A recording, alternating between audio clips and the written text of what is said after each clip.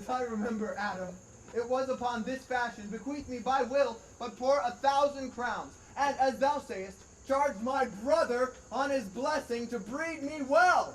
And there begins my sadness. My brother, he keeps at school, and report speaks goldenly of his profit. For my part, he stays me rustically at home, or, to speak more properly, stays me here at home unkept. For call you that keeping of a brother that differs not from the stalling of an ox? His horses are bred better. For besides that they are fair with their feeding, they are taught their manage, and to that end, riders dearly hired. But I, his brother, gain nothing under him but growth, for the which his animals on his dunghills are as bound to him as I. Besides, this nothingness that he so plentifully gives me, the something that nature gave me, his countenance seems to take from me. He lets me feed with his hinds, bars me the place of a brother, and as much as in him lies, minds my gentility with my education. This is it, Adam, that grieves me, and the spirit of my father, which I think is within me, begins to mutiny against this servitude, and I will no longer endure it. Though yet, I know no wise remedy how to avoid it. Yonder comes my master, your brother. Go apart, Adam, and you will hear how he will shake me up. Now, sir, what make you here? Nothing. I am not taught to make anything. What mar you then, sir? Marry, sir, I am helping you to mar that which God made, a poor unworthy brother of yours, with idleness. Marry, sir, be better employed and be not a while. Shall I feed your hogs and eat husks with them? What prodigal portion have I spent to come to such penury? Know you where you are, sir? Very well, sir. Here in your orchard. And know you before whom, sir? Aye. Better than him I am before knows me. You are my elder brother, and in the general condition of blood you should so know me. The courtesy of nations allows you, my better, in that you are the firstborn, but the same tradition takes not away my blood, where there are 20 brothers betwixt us. I have as much of my father in me as you, albeit I confess your coming before me is nearer to his reverence. What, boy? Oh! Come, come, elder brother, you are too young in this. Wilt thou lay hands on me, villain? I am no villain. I am the youngest son of Sir Roland de Boys. He was my father, and he is thrice a villain that says that such a father begot villains. Wert thou not my brother, I would not take this hand from thy throat till this other had pulled out thy tongue for saying so. Thou railst on thyself. Sweet masters, be patient, for your father's remembrance be in accord. Let me go, I say. I will not till I please. You shall hear me. My father gave you charge in his will to give me good education. You have trained me like a peasant, obscuring and hiding from me all gentlemanlike qualities. The spirit of my father grows strong in me, and I will no longer endure it.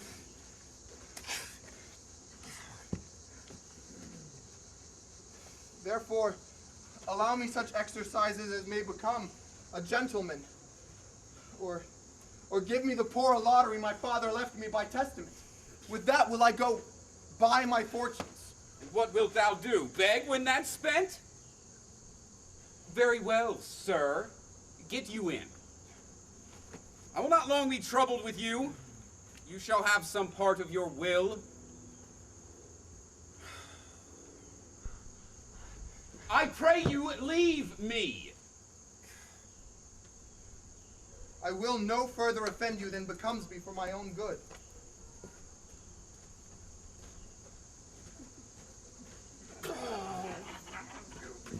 Get you with him, you old dog. Oh, is old dog my reward? Oh, most true. I have lost my teeth in your service. And God be with my old master. He would not have said such a word.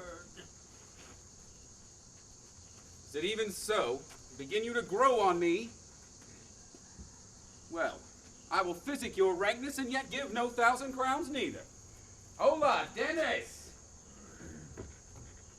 Called, your worship? Was not Charles, the Duke's wrestler, here to speak with me? So please you, he is here at the door and importunes access to you. Call him in. will be a good way. And tomorrow the wrestling is. Good morrow to your worship. Ah, good, Monsieur Charles. What's the new news at the new court? There's no news at the court, sir, but the old news. That is, the old duke is banished by his younger brother, the new duke, and 3 or 4 loving lords have put themselves into voluntary exile with him, whose lands and revenues enrich the new duke. Therefore, he gives them good leave to wander. Can you tell if Rosalind, the duke's daughter, be banished with her father? Oh no, for the duke's daughter, her cousin, so loves her, being ever from their cradles bred together, that she would have followed her exile, or died to stay behind her. She is at court, and no less beloved of her uncle than his own daughter, and never two ladies loved as they do. Where will the old duke live? They say he is already in the forest of Arden, and have many merry men with him, and there they live like the old Robin Hood of England. They say many young gentlemen flock to him every day, and fleet the time carelessly, as they did in the Golden World. What, you wrestle tomorrow before the new duke? Marry do I, sir, and I came to acquaint you with a matter. I'm given, sir, secretly, to understand that your younger brother Orlando hath a disposition to come in disguised against me to try fall. Tomorrow, sir, I wrestle for my credit, and he that escapes me without some broken limb shall acquit him well. Your brother is but young and tender, and for your love I would be loath to foil him as I must for my own honor if he come in. Therefore, out of my love to you, I came hither to acquaint you with all, that either you may stay him from his intendment, or brook such disgrace well as he shall run into, in that it is a thing of his own search, and altogether against my will. Charles, I thank thee for thy love to me, which thou wilt find I will most kindly requite. I had myself notice of my brother's purpose herein, and have by underhand means labored to dissuade him of it. But he is resolute. I'll tell thee, Charles, it is the stubbornest young fellow of France, full of ambition, an envious emulator of every man's good parts, a secret and villainous contriver against me, his natural brother. Therefore use thy discretion. I had as lief thou didst break his neck as his finger, and thou wert best look to it. For if thou dost him any slight disgrace, or if he does not mightily grace himself on thee, he will practice against thee using poison, entrap thee by some treacherous device, and never leave thee till he hath taken thy life by some indirect means or other. For I assure thee, and almost with tears I speak it, there is not one so young and so villainous this day living. I speak but brotherly of him, for should I anatomize him to be as he is, I must blush and weep, and you must look pale and wonder. I'm heartily glad I came hither to you. If he come tomorrow, I'll give him his payment. If ever he go alone again, I'll never wrestle for prize more. And so God keep your worship. Farewell, good Charles. Now will I stir this gamester. I hope I shall see an end to him, for my soul, yet I know not why, hates nothing more than he. Yet he's gentle, full of noble device, never schooled and yet learned, and of all sorts enchantingly beloved, and indeed so in the heart of the world, and especially of my own people who best know him, that I am altogether misprized. But it shall not be so long. This wrestler shall clear all. Nothing remains but that I kindle the youth thither, which now I'll go about.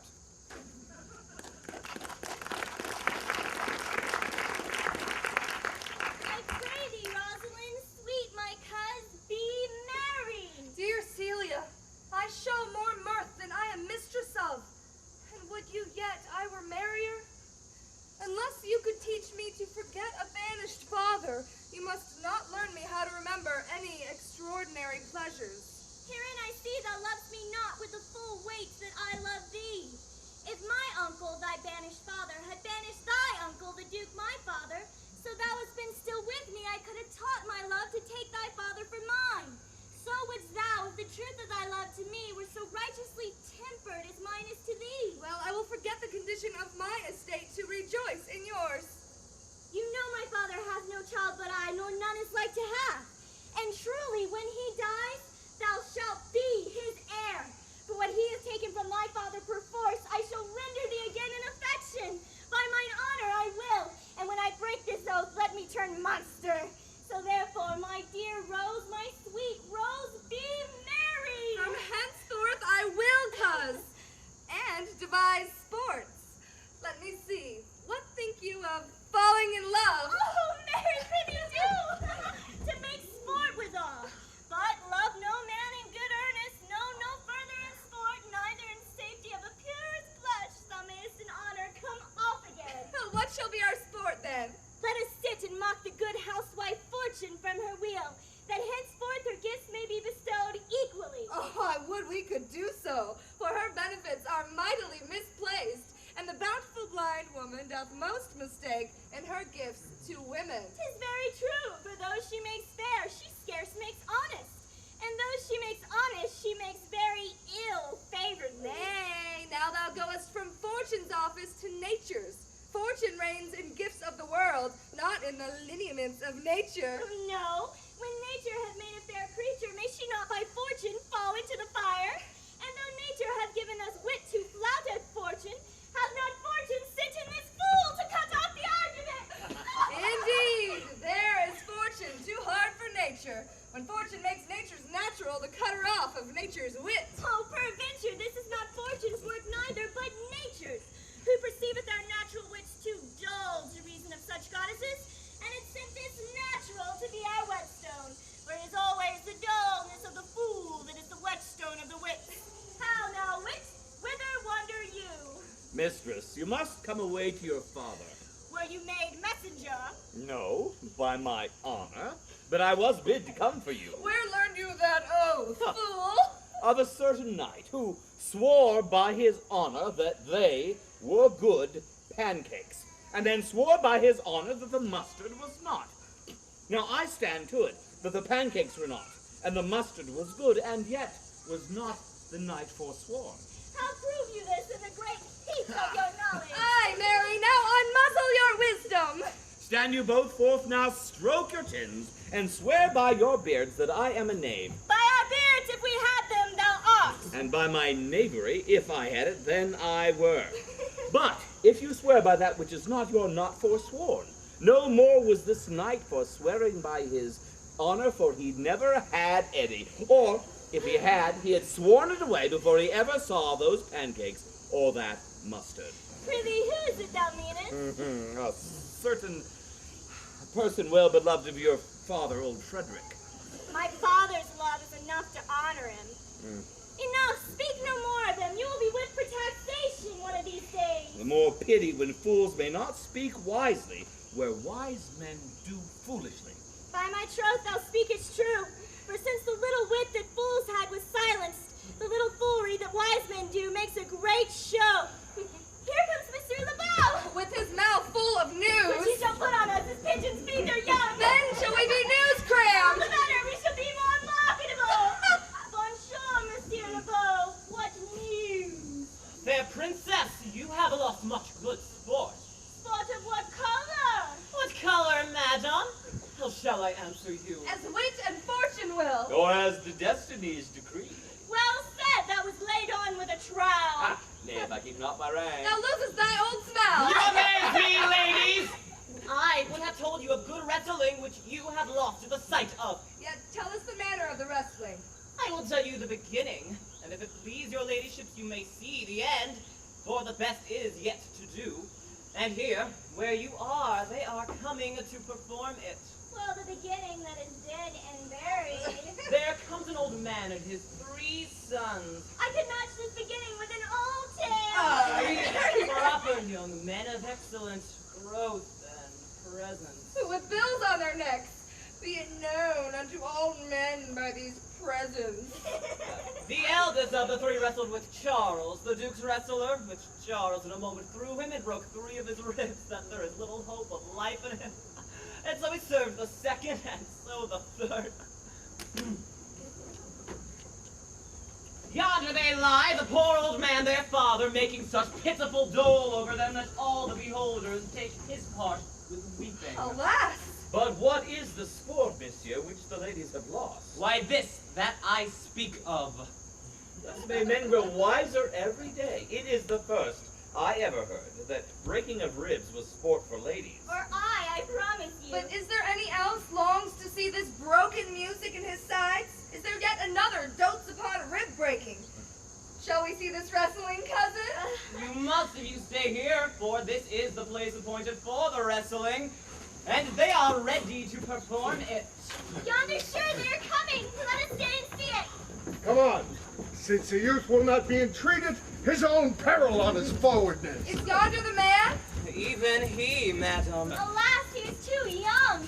Yet he looks successful. Oh, no, daughter and cousin. Are you crept hither to see the wrestling? Aye, my liege. So please you give us leave. You will take little delight in it, I can tell you. There is such odds in the man. In pity of the challenger's youth, I would fain dissuade him. But he will not be entreated. Speak to him, ladies. See if you can move him. Monsieur Lebeau, call him hither. Do so. I'll not be by. Monsieur, the challenger. The princesses call for you. I attend them with all respect and duty. Young man, have you challenged Charles the wrestler? No, fair princess. He is the general challenger. I come but in as others do to try with him the strength of my youth. Young gentlemen, your spirits are too bold for your years. You have seen cruel proof of this man's strength. If you could see yourself with your own eyes, or know yourself with your own judgment, then the fear of your adventure would counsel you to a more equal enterprise. We pray you for your own sake to embrace your own safety and give o'er this attempt. Do, young sir. Your reputation shall not therefore be misprized. We shall make it our suit to the Duke that the wrestling might not go I forward. beseech you, punish me not with your hard thoughts, wherein I confess myself much guilty to deny so fair and excellent ladies anything. But let your fair eyes and gentle wishes go with me to my trial, wherein, if I be foiled, there is one shame that was never gracious. If killed, but one dead that was willing to be so. I shall do my friends no wrong, for I have none to lament me. The world no injury, for in it I have nothing. Only in the world fill I up a place, which may be better supplied when I have made it empty. The little strength that I have, I would it were with you. And mine to eke out hers. Fare you well. Pray heaven I be deceived in you. May your heart's desires be with you. Come! Where is this young gallant that is so desirous to lie with his mother earth? Ready, sir, but his will hath in it a more modest working. You shall try but one fall. No, I warrant your grace. You'll not entreat him to a second that have so mightily persuaded him from a first. And you mean to mock me after? You should not have mocked me before. But come your ways. Now Hercules be thy speed, young man. Come on, Charles, this is skill. I wish I were That's good.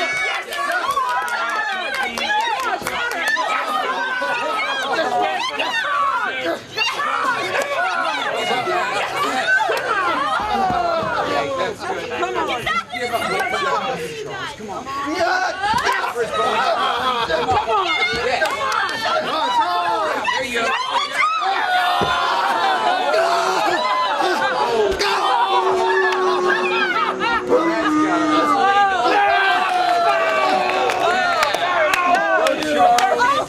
Come on.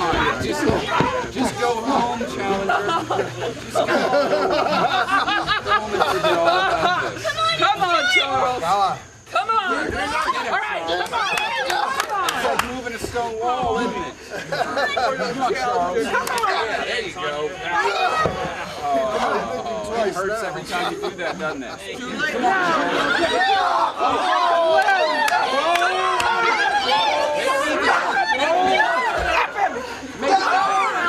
Yes! Oh, excellent young man. Just go in there. There you go.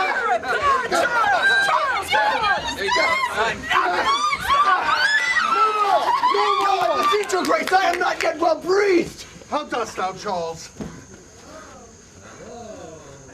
He cannot speak, my lord. Bear him away. What is thy name, young man? Orlando, my liege, youngest son of Sir Roland de Bois. I would thou hadst told me of some other father. The world esteemed thy father honorable, but I did find him still mine enemy. Thou should have better pleased me with this deed hadst thou descended from another house. But fare thee well. Thou art a gallant youth. I would thou hadst told me of another father. Were I my father, Cus, would I do this? I am more proud to be Sir Roland's son, his youngest son, and would not change that calling to be adopted heir to Frederick. My father loved Sir Roland as his soul, and all the world was of my father's mind. Had I before known this young man, his son, I should have given him tears unto entreaties, ere he should thus have ventured. Come, gentle cousin, let us thank and encourage him, for my father's rough and envious disposition sticks me at heart. Sir, you have well deserved, and if you keep your promises in love, but justly as you have exceeded all promise, your mistress shall be happy. Gentlemen, wear this for me. One out of suits with fortune that could give more, but that her hand lacks means.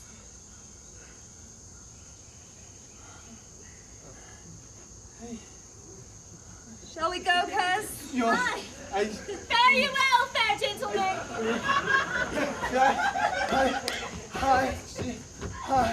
Can I not say I thank you? My better parts are all thrown down, and that which stands here up is but a quintain, a mere lifeless block. How is your... He calls us back! My pride fell with my fortune. I'll ask him what he would. Did you call, sir? Sir, you have wrestled well and overthrown more than your enemies. Will you go, cuz? Have with you! Fare you well.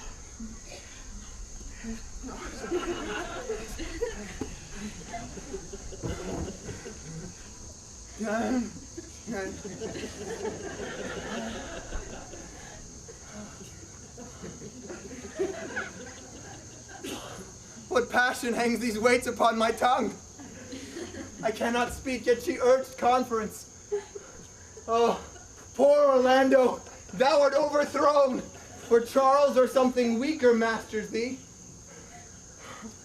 Good sir, I do in friendship counsel you to leave this place. Albeit you have deserved high commendation, true applause, and love.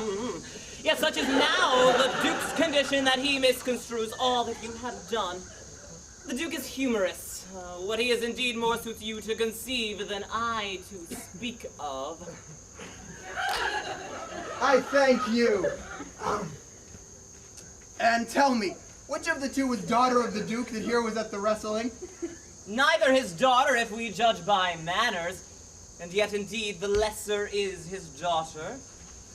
The other is daughter to the banished Duke, and here detained by her usurping uncle to keep his daughter company, whose loves are dearer than the natural bonds of sisters. But I can tell you that of late this Duke hath taken displeasure against his gentle niece, grounded upon no other argument but that the people praise her for her virtues, and pity her for her good father's sake. And on my life, his malice against the lady will suddenly come forth. Sir, fare you well. Hereafter, in a world better than this, I shall desire much more love and knowledge of you. I thank you. I rest much bound into you. Fare you well.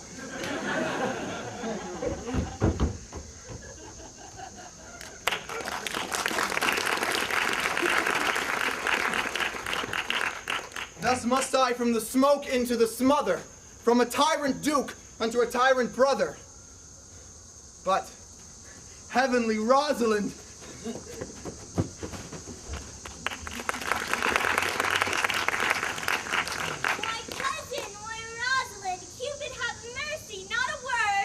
Not one to throw at a dog. No, thy words are too precious to cast upon curs.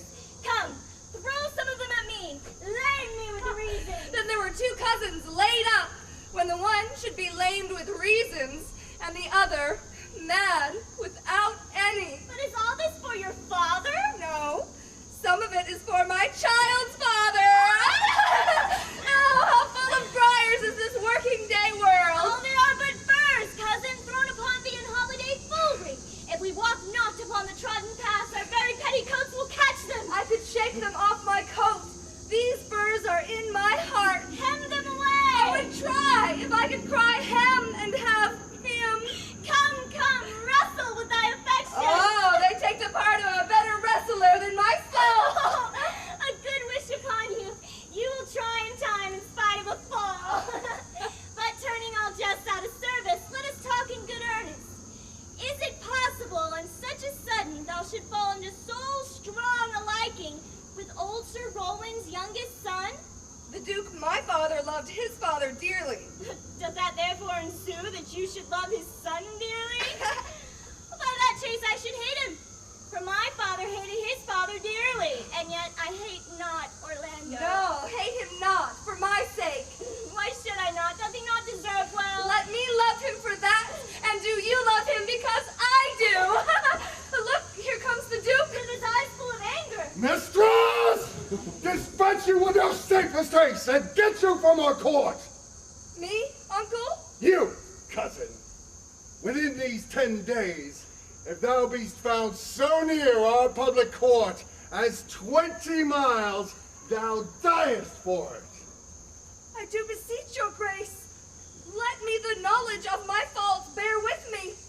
If with myself I hold intelligence or have acquaintance with mine own desires, if that I do not dream and be not frantic, as I do trust I am not, then, dear uncle, never so much as in a thought unborn did I offend your highness. Thus do all traitors. If their purgation did consist in words, they are as innocent as grace itself.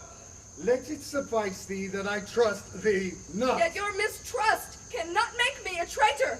Tell me whereon the likelihood depends. Thou art thy father's daughter. There's enough. So was I when your highness took his dukedom. So was I when your highness banished him. Treason is not inherited, my lord.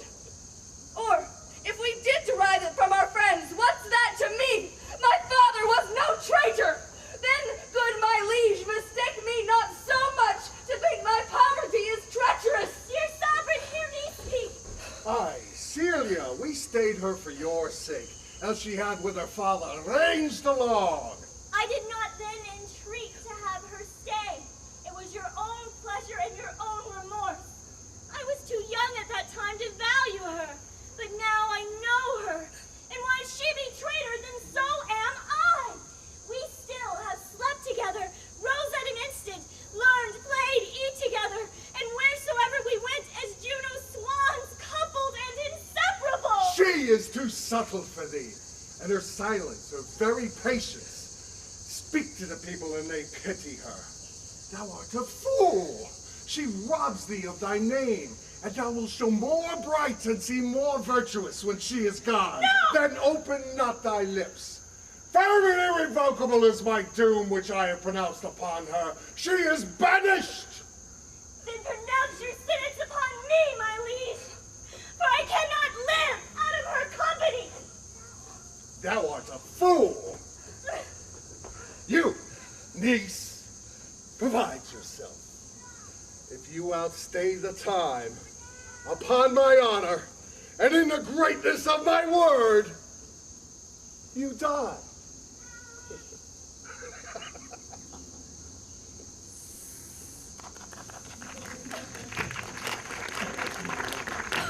Oh, my poor Rosalind!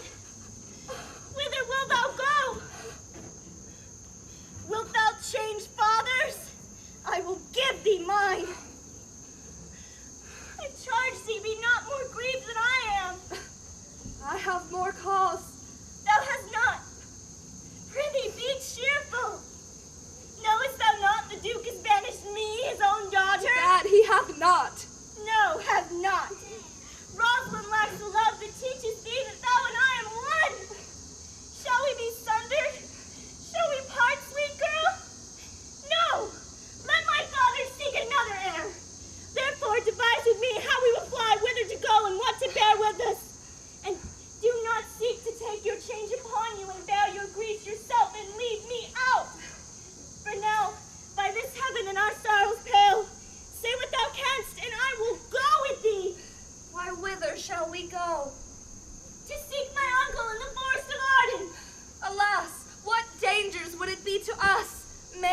we are to travel forth so far. The beauty provoketh thieves sooner than gold.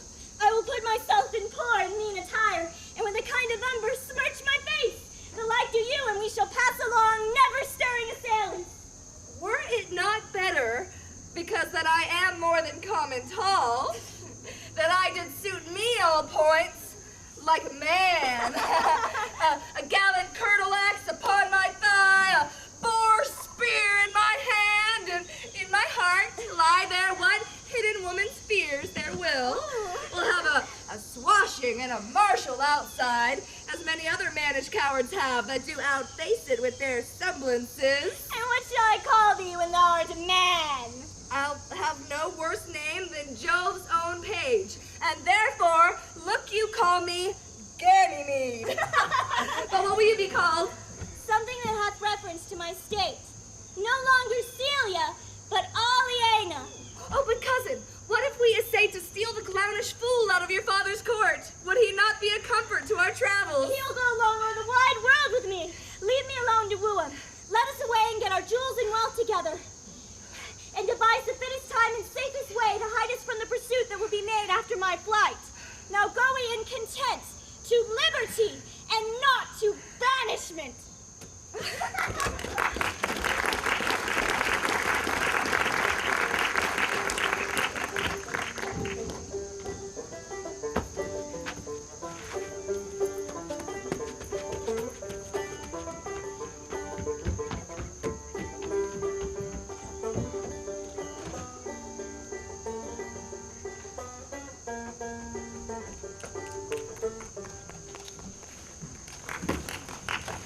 Now, my co-mates and brothers in exile, hath not old custom made this life more sweet than that of painted pomp? Are not these woods more free from peril than envious court? Here feel we but the penalty of Adam, the season's difference, as the icy fang and the churlish chiding of the winter's wind, which when it bites and blows upon my body, even till I shrink with cold, I smile and say, this is no flattery. These are but counselors that feelingly persuade me what I am. Sweet are the uses of adversity, which like the toad, ugly and venomous, wears yet a precious jewel inside its head. And this, our life free from public haunt, finds tongues in trees, books in babbling brooks, sermons in stones, and good in everything. I would not change it. Happy is your grace that can translate the stubbornness of fortune into so quiet and so sweet a style. Come, shall we go kill us venison? And yet, it irks me. These poor dappled fools, being native burghers of this desert city, should in their own confines, with forked heads, have their round haunches gored. Indeed, my lord, the melancholy Jacques grieves at that. And in that kind swears you do more usurp than doth your brother that hath banished you. Today, my lord of Amiens and myself did steal behind him as he lay along under an oak, whose antique root peeps out upon the brook that brawls along this wood, to the which place a poor sequestered stag, that from the hunter's aim hath ta'en a hurt, did come to languish. And indeed, my lord, the wretched animal heaved forth such groans that their discharge did stretch his leathern coat almost to bursting, and the big round of tears coursed one another down his innocent nose in piteous chase. And thus the hairy fool, much marked of the melancholy Jacques, stood on the extremest verge of the swift brook, augmenting it with tears.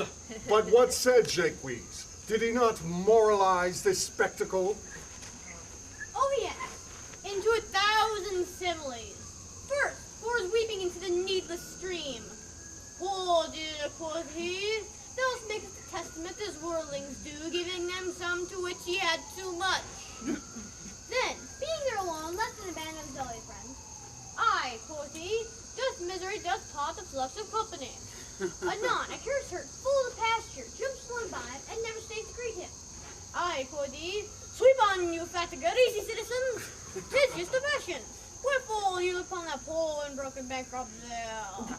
Thus most effectively, keeping secure the body of country, city, court, yea, and of this life, swearing that we are more usurpers, tyrants, and what's worse, to fray animals and kill them up in their inside and native dwelling place. And did you leave him in this contemplation?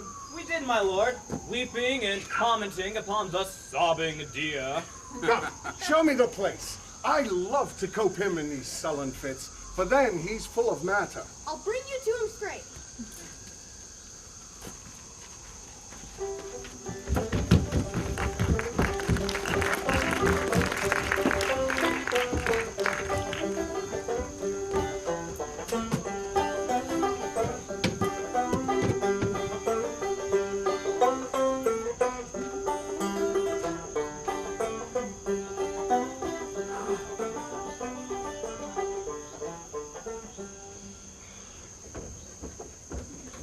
Can it be possible that no man saw them? It cannot be. Some villains of my court are of consent and sufferance in this. I cannot hear of any that could see her. The ladies, her attendants of her chamber, saw her abed, and in the morning early they found the bed untreasured of their mistress. My lord, the roish clown, at whom so oft your grace was wont to laugh, is also missing. Hesperia, the princess gentlewoman, confesses that she secretly o'erheard your daughter and her cousin much commend the parts and graces of the wrestler that did but lately foil the sinewy Charles. And she believes where'er they are gone, that youth is surely in their company. Send to his brother. Fetch that gallant hither. If he be absent, send his brother to me. I'll make him find him. Do this suddenly, and let not search and inquisition fail again to bring these foolish runaways. We are the champions, my friend. Who's there? To what, my young master? Oh, my gentle master. Oh, my sweet master. Oh, you memory of old Sir Roland. Why, what make you here? Why are you virtuous? Why do people love you? And wherefore are you gentle, strong, and valiant? Why would you be so fond? To overcome the bonny prizer of the humorous Duke, your praises come too quickly home before you. Know you not, master? To some kind of men their graces serve them, but as enemies, no more do yours. Your virtues, gentle master, are sanctified and holy traitors to you. Why, what a world is this when what is comely envenoms him that bears Why, it? what's the matter? Unhappy youth, come not within these doors. Within this roof the enemy of all your graces lives. Your brother, no brother, My yet brother? the son, yet brother? not the son of him I was about to name his father, hath heard your praises, and this night he means to burn the lodging where you used to live, and you within it. If he fail of this, he will have other means to cut you off. I overheard him and his practices. This is no place. This house is but a butchery. Abhor it. Fear it. Do not enter it. Why, whither, Adam, wouldst thou have me go? No matter whither, so you come not here. What, wouldst thou have me go and beg my food? Or with base and boisterous sword enforce a thievish living on the common road? This I must do, or know not what to do. Yet this I will not do how I can. I rather will subject me to the malice of a diverted blood and bloody brother. But do not so! I have 500 crowns, the thrifty hire I saved under your father, which I did store to be my foster nurse, when service should in my old limbs lie lame, and unregarded age in corners thrown. Take that, and he that doth the ravens feed, yea, providently, caters to the sparrow, be comfort to mine age. Here is the gold. All this I give you. Let me be your servant. Though I look old, yet I am strong and lusty, for in my youth I never did apply hot and rebellious liquors in my blood, nor did not with unbashful forehead woo the means of a weakness and ability. Therefore, mine age is as a lusty winter, frosty but kindly. Let me go with you. I'll do the service of a younger man in all your business and necessities. Oh, good old man, how well in thee appears the constant service of the antique world, where service sweat for duty, not for meed. Thou art not the fashion of these times, where none will sweat but for promotion, and do choke their service up e'en with the having. 'Tis not so with thee. But, poor old man, thou prunest a rotten tree that cannot so much as a blossom yield, in lieu of all thy pains and husbandry. But come your ways.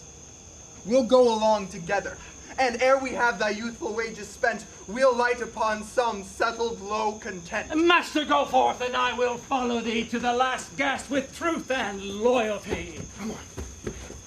From 17 years till now, almost 80, here lived I, but now live here no more.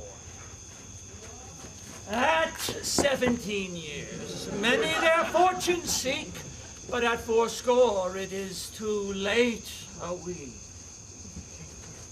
Yet fortune cannot recompense me better but to die well, and not my master's debtor.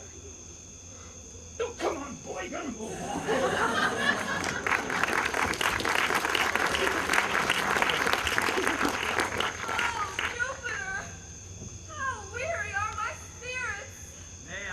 Not for my spirits if my legs were not weary. I find in my heart to disgrace my man's apparel and to cry like a woman. I must comfort the weaker vessel, as doublet and hose ought to show itself courageous to petticoat. Therefore, courage, good Aliena. I pray you bear with me. I cannot go no further. For my part, I would rather bear with you than bear you. But I would bear no cross if I did bear you, for I perceive you have no money in your purse. Well, this is the forest of Arden. So now I am in Arden. The more fool I. When I was home, I was in better place. Well, travelers must be content. Aye, be so, good Touchstone. Look you who comes here, a young man and an old in solemn talk. That is the way to make her scorn you still. Corin, that thou knewest how I do love her. You know, I partly guess, for I have loved ere now. No, Corin, being old, thou canst not guess.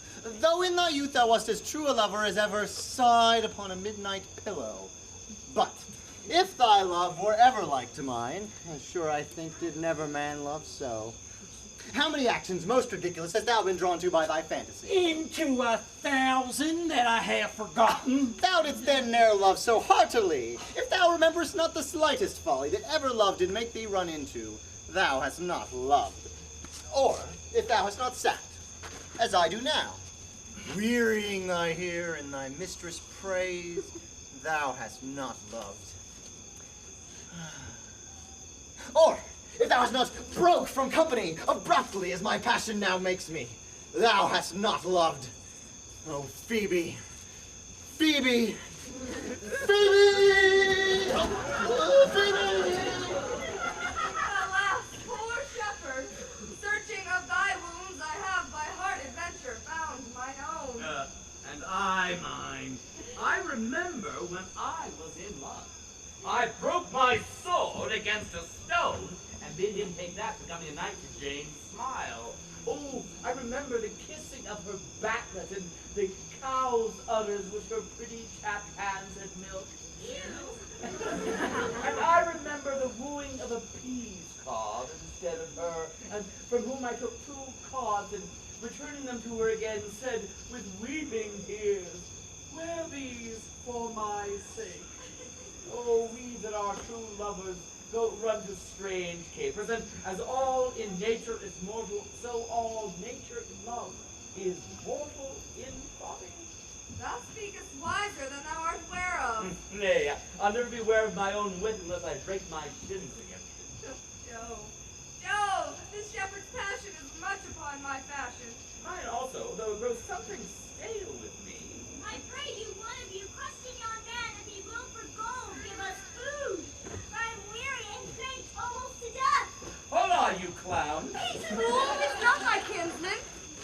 uncles. Your betters, sir? Else they were very wretched. Peace, I say. Good even to you, friend. And to you, gentle sir, and to you all. I prithee, shepherd, if that love or gold can in this desert place buy entertainment, bring us to where we may rest ourselves and feed. Here's a young maid with travel much oppressed and faints for succor. Oh, fair sir, I pity her, and wish for her sake more than for my own, my fortunes were more able to relieve her. But I am shepherd to another man, and do not shear the fleeces that I graze. My master is of churlish disposition, and little recks to find the way to heaven by doing deeds of hospitality. Besides, his cock, his flocks, and his bounds of graze are now for sale. And at our sheepcote now, by reason of his absence, there is nothing that you may feed on. But what is, come see, and in my voice most welcome shall you be. What is he that shall buy his flock and pasture? That young swain you saw here but erst, that little cares for buying anything. I pray thee, if it stand with honesty, buy thou the cottage, pasture, and flock, and thou shalt have to pay for it of us. And we will mend thy wages, for I like this place and could willingly waste my time in it. Assuredly the thing is to be sold. Come, go with me. If in report you like the soul, the profit, and this kind of life, I will your very faithful feeder be, and buy it with your gold right suddenly. Yay!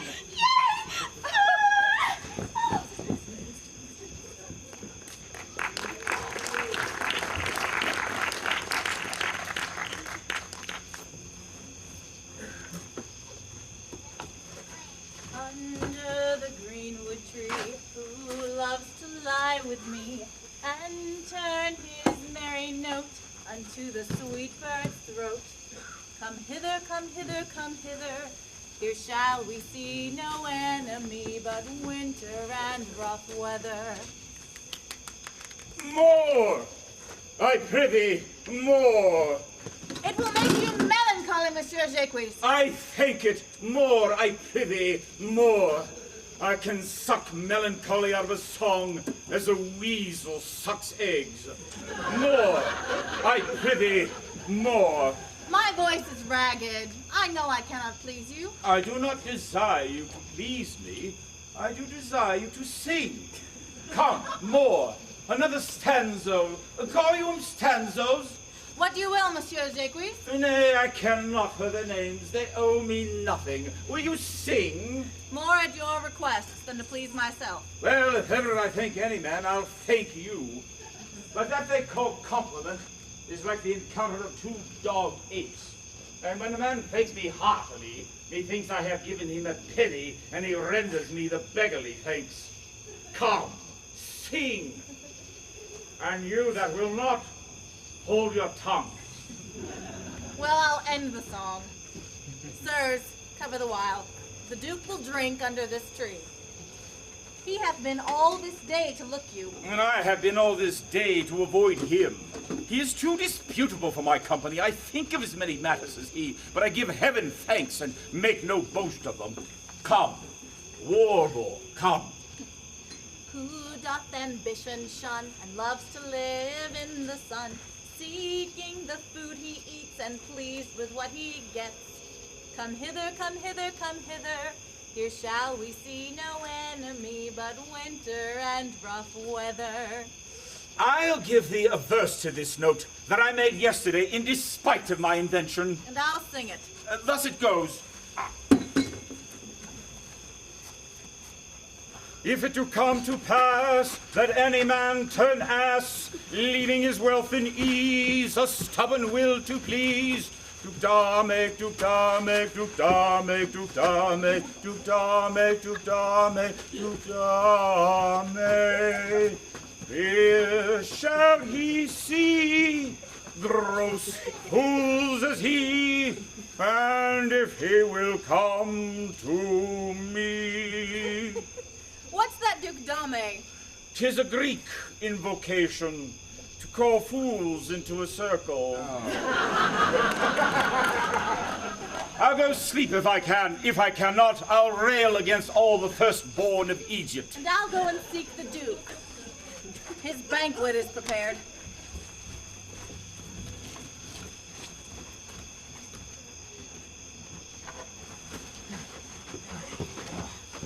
Dear master, I can go no further. I die for food.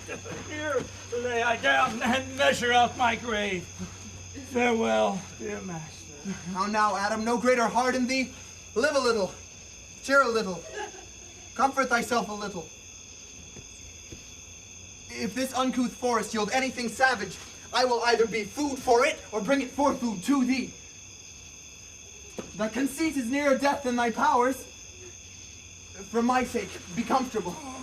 Hold death a while at the arm's end. I'll be with thee quickly. If I bring thee not back something to eat, I'll give thee leave to die. But if thou diest before I come, thou art a mocker of my labor. Well said? Thou lookst cheerily. I'll be with thee quickly.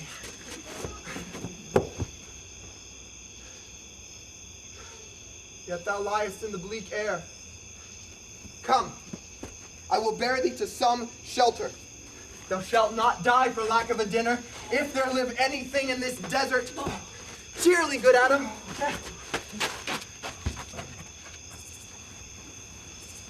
I think he be transformed into a beast, for I can find him nowhere like a man. My lord, he is but even now gone from hence. Here was he merry, hearing of a song. Oh, if he, compact of jars, grow musical, we shall have shortly discord in the spheres. Go, seek him. Tell him I would speak with him. He saves my labor by his own approach. Why, how now, monsieur? What a life is this that your poor friends must woo your company? What? You look merrily. A fool! A fool! I met a fool in the forest! A motley fool! Oh, miserable world! As I do live by food, I met a fool who laid him down and basked him in the sun and railed on Lady Fortune in good terms, in good set terms, and yet a motley fool. Good morrow, fool, quoth I. No, sir, quoth he. Call me not fool, till heaven hath sent me fortune. And then he drew a dial from his poke, and looking on it with lackluster eyes, says very wisely, it is 10 o'clock. Thus we may see, quoth he, how the world wags. 'Tis but an hour ago since it was 9, and after 1 hour more, 'twill be 11. And so, from hour to hour, we ripe, and then from hour to hour, we rot and rot. And thereby hangs the tale. When I did hear the motley fool thus moral on the time, my lungs began to crow like Chanticleer, that fools should be so deep contemplative.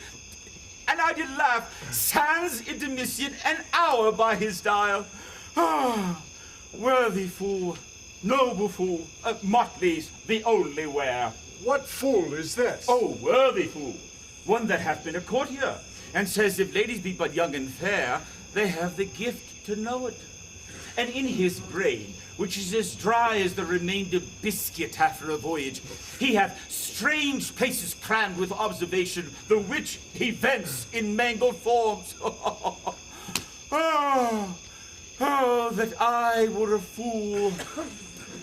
I am ambitious for a motley coat. Thou shalt have one. It is my only suit, provided that you weed your better judgment of all opinion that grows rank in them, that I am wise. I must have liberty, with all as large a charter as the wind, to blow on whom I please, for so fools have. And they that are most gulled with my folly, they most must laugh. And why, sir, must they so? The wise plain his way to parish church. He that a fool doth very wisely hit, doth very foolishly, although he's smart, not to see senses the bob. If not, the wise man's folly is anatomized even by the squandering glances of the fool. Invest me in my motley. Give me leave to speak my mind, and I will through and through cleanse the foul body of the infected world, if they will patiently receive my medicine. Fie on thee! I could tell what thou wouldst do. Not for account of what I do, but good. Most mischievous foul sin, in chiding sin. For thou thyself hast been a libertine, as sensuous as a brutish sting itself. And all the embossed sores and headed evils that thou, with license of free foot, hast caught, wouldst thou disgorge into the general world. Why, who cries out on pride that can therein tax any private party? Doth that not flow as hugely as the sea, that very weary means do ebb? What woman in the city do I name, when I say that the city woman bears the cost of princes on unworthy shoulders? Who can come in and say that I mean her, when such a one as she such is her neighbor? Or what is he, a basest function, who says his bravery is not of my cost, thinking that I mean him, but therein suits his folly to the metal of my speech? There then, how then, what then? Let me see wherein my tongue hath wronged him. If it do him right, then he hath wronged himself. If he be free, ho, why, then my taxing like a wild goose flies, unclaimed.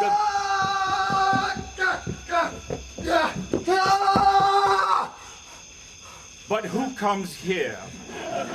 Forbear and eat no more! I have eaten none yet. Nor shalt not till necessity be served. Of what kind should this cock come of?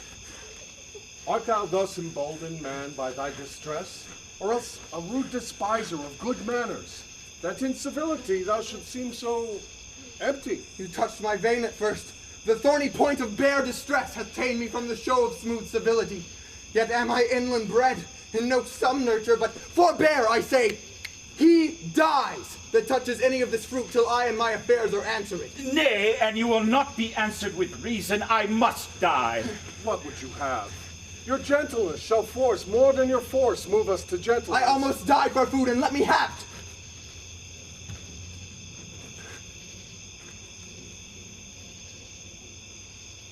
Sit down and feed. And welcome to our table. Speak you so gently? Pardon me, I pray you. Oh, I thought that all things had been savage here, and thus put I on this countenance of stern commandment.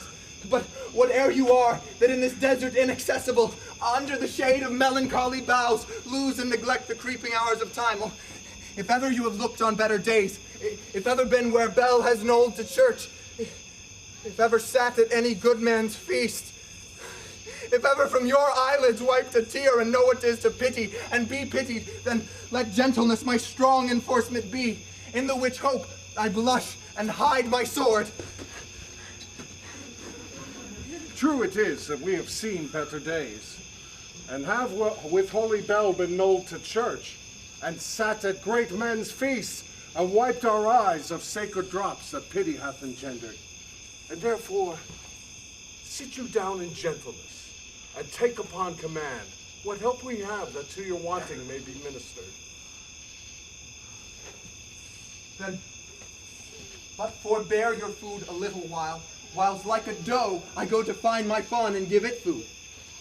There is a poor old man, who many a weary step hath after me limped in pure love, till he be first sufficed. Being oppressed of two weak evils, age and hunger, I will not touch a bit. Go, find him out, and we will waste nothing until your return. I thank ye, and be blessed for your good comfort.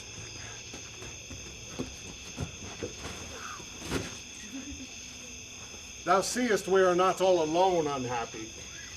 This wide and universal theater presents more woeful pageants than the scene wherein we play in.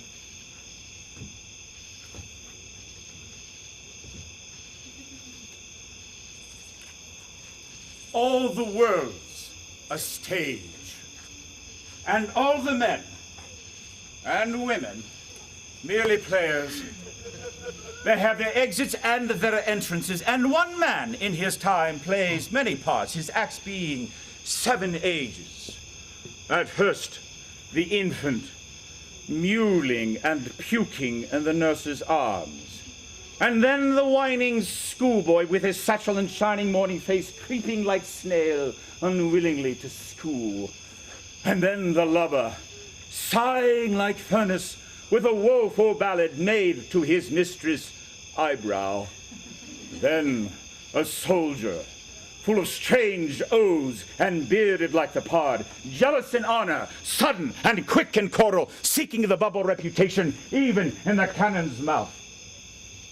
And then the justice, in fair round belly, with good capon line, with eyes severe and beard of formal cut, full of wise saws and modern instances, and so he plays his part.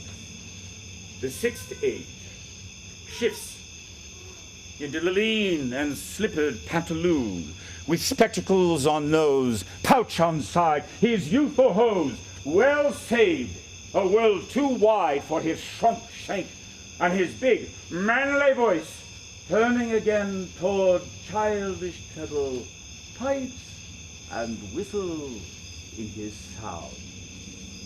Last scene of all that ends this strange, eventful history is second childishness and mere oblivion, sans teeth, sans eyes, sans taste, sans everything.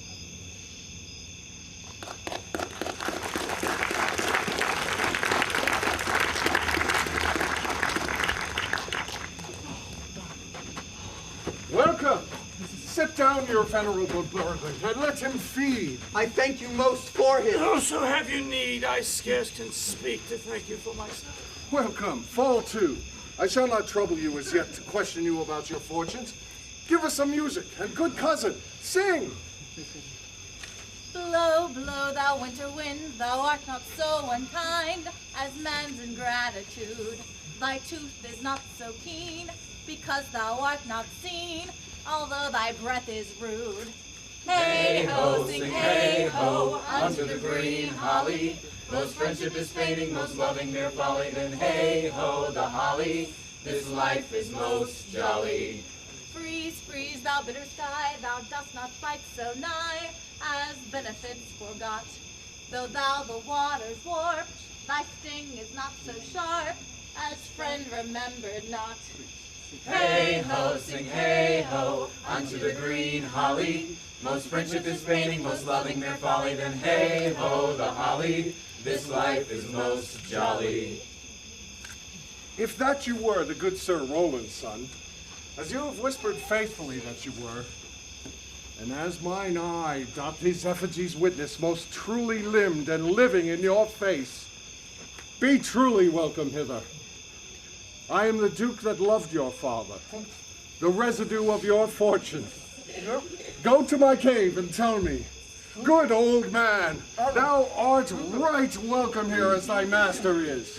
Support him by the arm, give me your hand, and let me all your fortunes understand.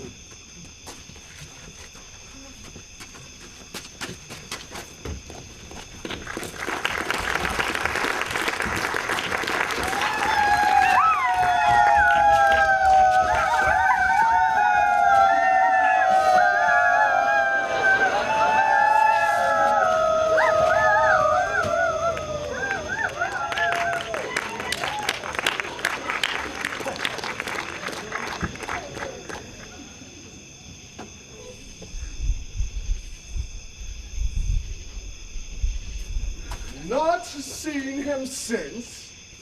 Sir, that cannot be. But were I not the better part made mercy, I should not seek an absent argument of my revenge, thou present. But look to it. Find out thy brother wheresoever he is. Seek him with candle.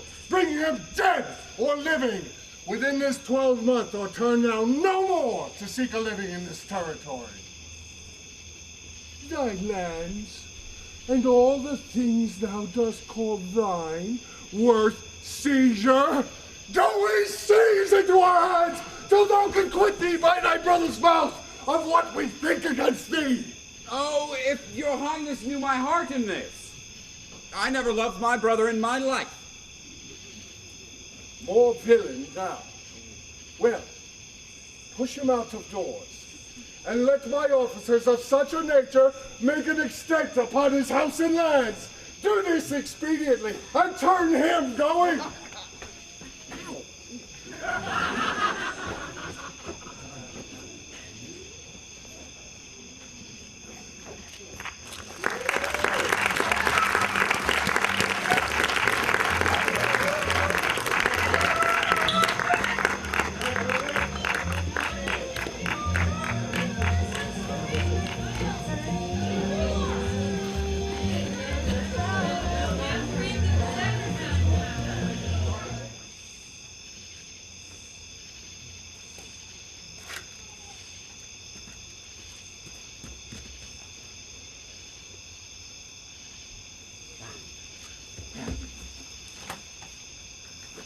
Hang thou there, my verse.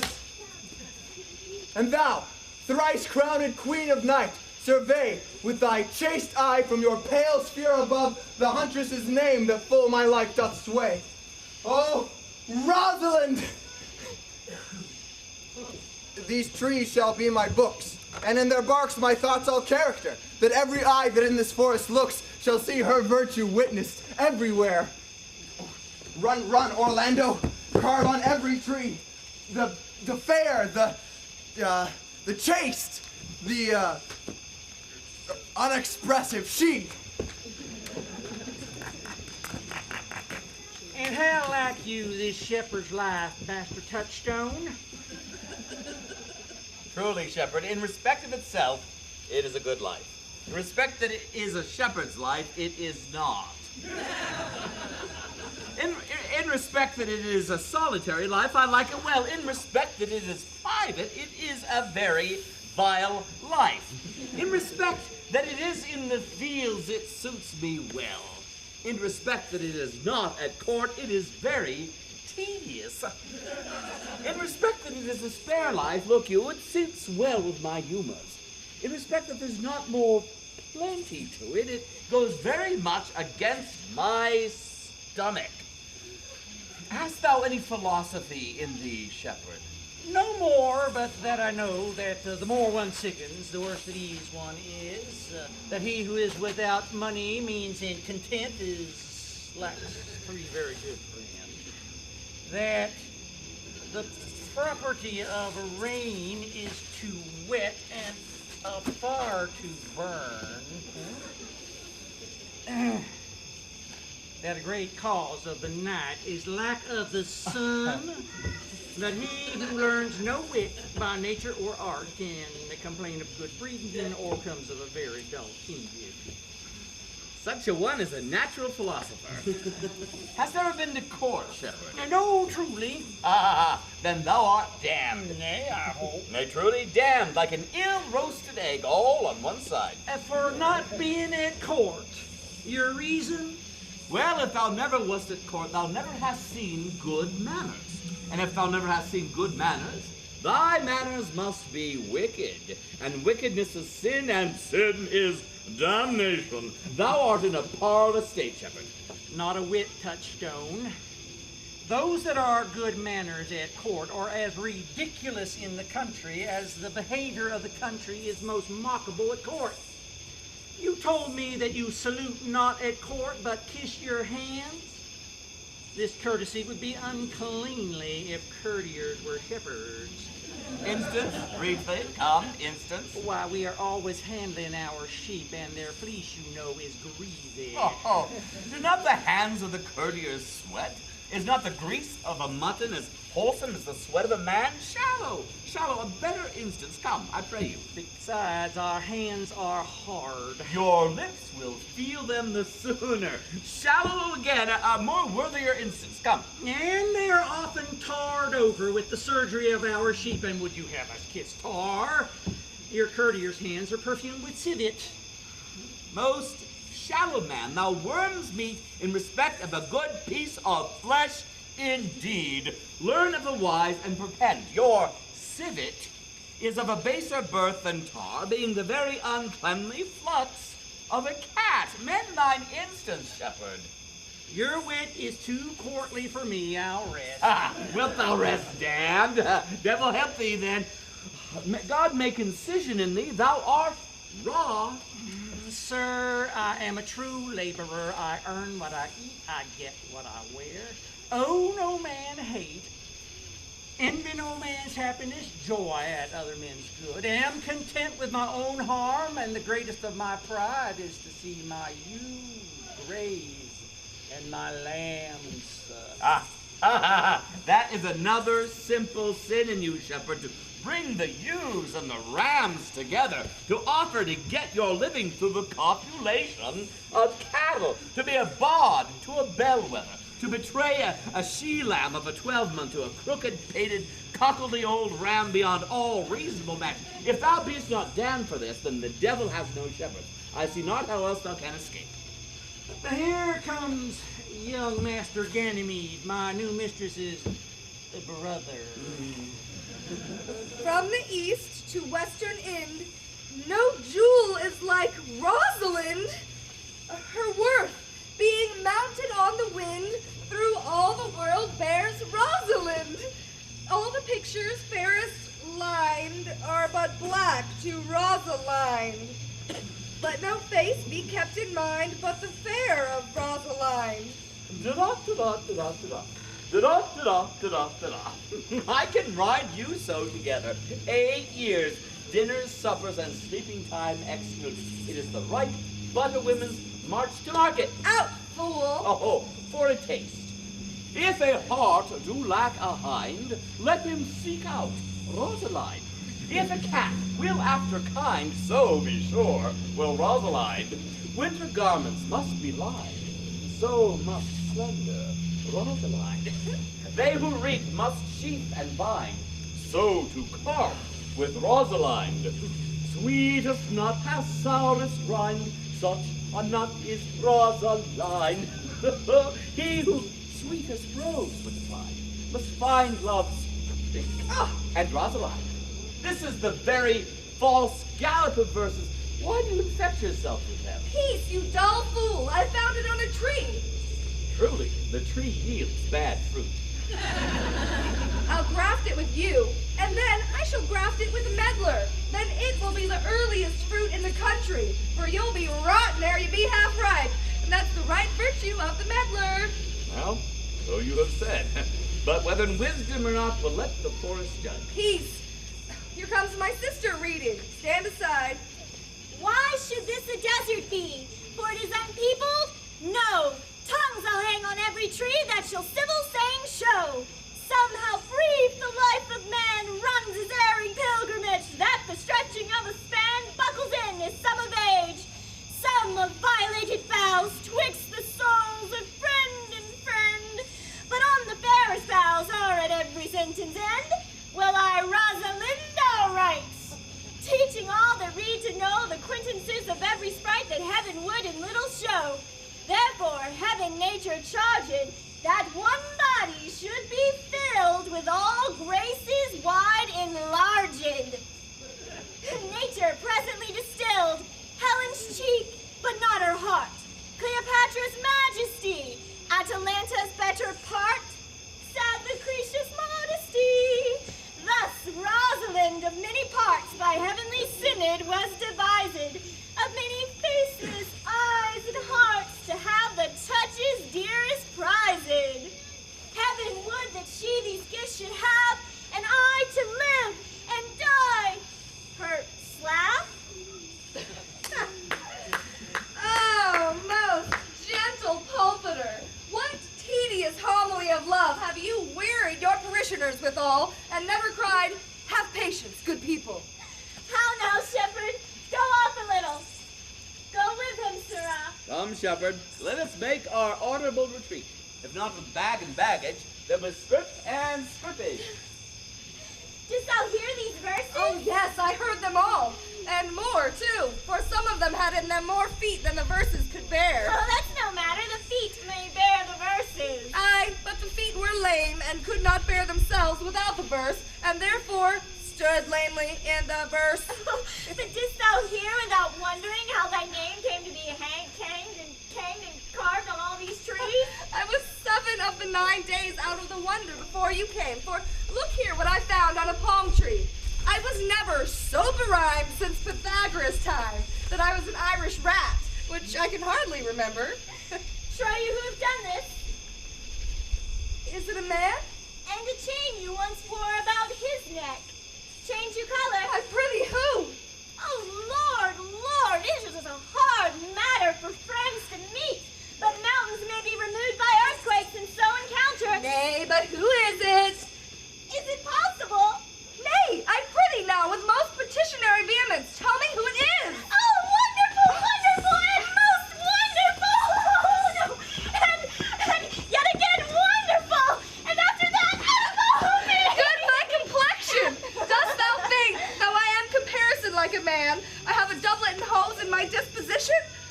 1 inch of delay more is a south sea of discovery. I prithee, tell me who it is, quickly, and speak apace. Ugh, I would thou couldst stammer, that thou mightst pour this concealed man out of thy mouth, as wine comes from a narrow-mouthed bottle, either too much at once or none at all. I prithee, take the cork out of thy mouth, that I may drink thy tidings. So you may put a man in your belly? Is he of God's making? What manner of man? Is his head worth a hat, or his chin worth a beard? Nay, he hath but a little beard. My God will send him more if the man be thankful. Let me stay the growth of his beard, if thou delay me not the knowledge of his chin. It is young Orlando, who tripped up both the wrestler's heels and your heart in an instant. Nay, but the devil take mocking. Speak sad brow and true maid. In faith, cause 'tis he. Orlando! I did! What shall I do with my doublet and hose? What did he? When thou sawest him? What said he? How looked he? Wherein went he? What makes he here? Did he ask for me? Where remains he? How parted he with thee? And when shalt thou see him again? Answer me in one word. You must borrow me Gargantua's mouth first. It's too great a word for any mouth this age's size. To say I am no to these particulars is more than to answer in a catechism. But doth he know I am in this forest? And in man's apparel? Oh, looked he as freshly as he did the day he wrestled? It is as easy to count atomies as it is to resolve the propositions of a lover. But take a taste of my finding him and relish it with good observance. I found him under a tree, like a dropped acorn. Oh, it may well be called Jove's tree when it drops forth such fruit. Good madam, give me audience. Proceed. There he lay, stretched along like a wounded knight. Oh, though it be pity to see such a sight, it well becomes the ground. Right, holler to thy tongue, it curvets most unseasonably. He was furnished like a hunter. Oh, ominous! He comes to kill my heart. I would sing my song without a burden. Thou bringest me out of tune. Do you not know I am a woman? When I think, I must speak. Sweet, say on. You bring me out. Salt, comes he not here? Tis he. Slink by and note him.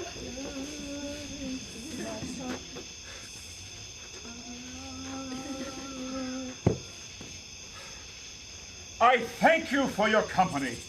But good faith, I had as lief been myself alone. So had I, but yet for fashion's sake, I thank you too for your society. God be with you. Let's meet as little as we can. I do desire that we may be better strangers. I pray you, mar no more trees with writing love songs in their barks. I pray you mar no more of my verses with reading them ill-favoredly. Rosalind is your love's name? Yes, just. I do not like her name. There was no thought of pleasing you when she was christened. What stature is she of? Just as high as my heart. You are full of pretty answers. Have you not been acquainted with goldsmiths' wives and conned them out of rings? Not so, but I answer you right painted cloth, from whence you have studied your questions. You have a nimble wit. I think 'twas made of Atalanta's heels. Will you sit down with me, and we two will rail against our mistress the world and all our misery. I will chide no breather in the world but myself, against whom I know most fault. The worst fault you have is to be in love. 'Tis a fault I would not change for your best virtue.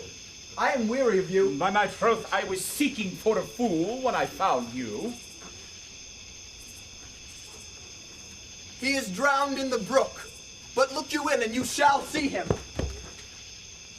There I shall see mine own figure. Which I take to either be a fool or a cipher. I'll tarry no longer with you. Farewell, good Signor Love. I'm glad of your departure. Adieu, good Monsieur Melancholy. I will speak to him like a saucy lackey, and under that habit play the knave with him. Do you hear, Forester? Very well, what would you? I pray you. What is it o'clock? You should ask what time of day. There is no clock in the forest. No clock in the forest. Then there is no true lover in the forest. Else, sighing every minute and groaning every hour would detect the lazy foot of time as well as the clock. Why not the swift foot of time? Had that not been as proper? By no means, sir. Time travels in diverse paces with diverse persons. I'll tell you who time ambles withal, who time trots withal, who time gallops withal, and who he stands still withal. Who trots time withal? Marry, he trots hard with a young maid between the contract of her marriage and the day it is solemnized. If the interim be but a 7 night, time's pace is so hard, it seems the length of 7 year. Who ambles time withal? With a priest that lacks Latin, and a rich man that hath not the gout. For the one sleeps easily because he cannot study, and the other lives merrily because he feels no pain. The one lacking the burden of lean and wasteful learning, the other knowing no burden of heavy tedious penury. These time ambles withal. Who doth he gallop withal? With a thief to the gallows. For though he go as softly as foot can fall, he thinks himself too soon there. Who stays it still withal? With lawyers in the vacation, for they sleep between term and then perceive not how time moves. Where dwell you, pretty youth? With this shepherdess, my sister, here in the skirts of the forest, like fringe upon a petticoat. Are you native of this place? As the coney that you see dwell where she is kindled. Your accent is something finer than you could have purchased and so removed a dwelling. I have been told so of many, but indeed, an old religious uncle of mine taught me to speak, who was in his youth an inland man, one that knew courtship too well, for there he fell in love. I have heard him read many lectures against it, and I thank God I am not a woman, to be touched with so many giddy offenses as he hath generally taxed their whole sex withal. Can you remember any of the principal charges that he laid to the account of women? Well, there were none principal. They were all like one another as halfpence are, every one fault seeming monstrous till his fellow fault came to match I prithee recount some of them. No. I will not cast away my physic, but on those that are sick. There is a man haunts the forest, that abuses our young plants with carving Rosalind on their barks, hangs odes upon hawthorns and elegies on brambles, all forsooth deifying the name of Rosalind. If I could meet that fancy monger, I'd give him some good counsel, for he seems to have the quotidian of love upon him. I am he that is so love-shaked. I pray you, tell me your remedy. There are none of my uncle's marks on you. He taught me to know a man in love, in which cage of rushes, I am sure you are not prisoner. What were his marks? Lean cheek, which you have not. Blue eye and sunken, which you have not. An unquestionable spirit, which you have not. A beard, neglected, which you have not. But I'll pardon you for that, for your simply having a beard is a younger brother's revenue. But then your hose should be ungartered, your bonnet unbanded, your sleeve unbuttoned, your shoe untied, and everything about you demonstrating a careless desolation.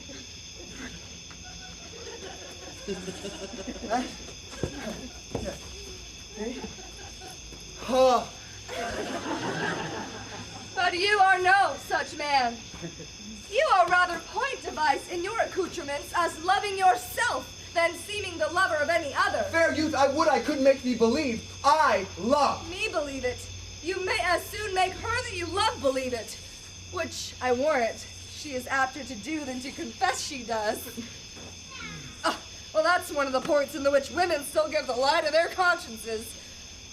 But, in good sooth, are you he that hangs the verses on the trees wherein Rosalind is so admired? I swear to thee, youth, by the white hand of Rosalind, I am he, that unfortunate he. But, are you so much in love as your rhymes speak? Neither rhyme nor reason can express how much. Love is merely a madness, and I tell you, deserves as well a dark house and a whip as madmen do. And the reason why they are not so punished and cured is that the lunacy is so ordinary that the whippers are in love too. Yet, I profess curing it by counsel. Did you ever cure any so? Yes. One. And in this manner. He was to imagine me his love, his mistress, and I set him every day to woo me, at which time would I, being but a moonish youth, grieve, be effeminate, changeable, longing and liking, proud, fantastical, apish, shallow, inconstant, full of tears and full of smiles. For every passion something, and for no passion truly anything. As boys and women are, for the most part, cattle of this color. Would now like him, now loathe him, then entertain him, then forswear him, then weep for him, then spit at him. That I drave my suitor from his mad humor of love to a living humor of madness, which was to forswear the full stream of the world and to live in a nook, merely monastic. And thus I cured him.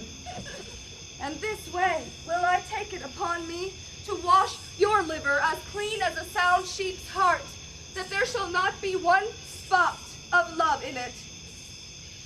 I would not be cured, youth. I would cure you. You would but call me Rosalind and come every day to my coat and woo me. Now, by the faith of my love, I will. Show me where it is. Go with me to it, and I'll show it you. And by the way, you shall tell me where in the forest you live. Will you go? With all my heart, good youth. Nay, you must call me Rosalind.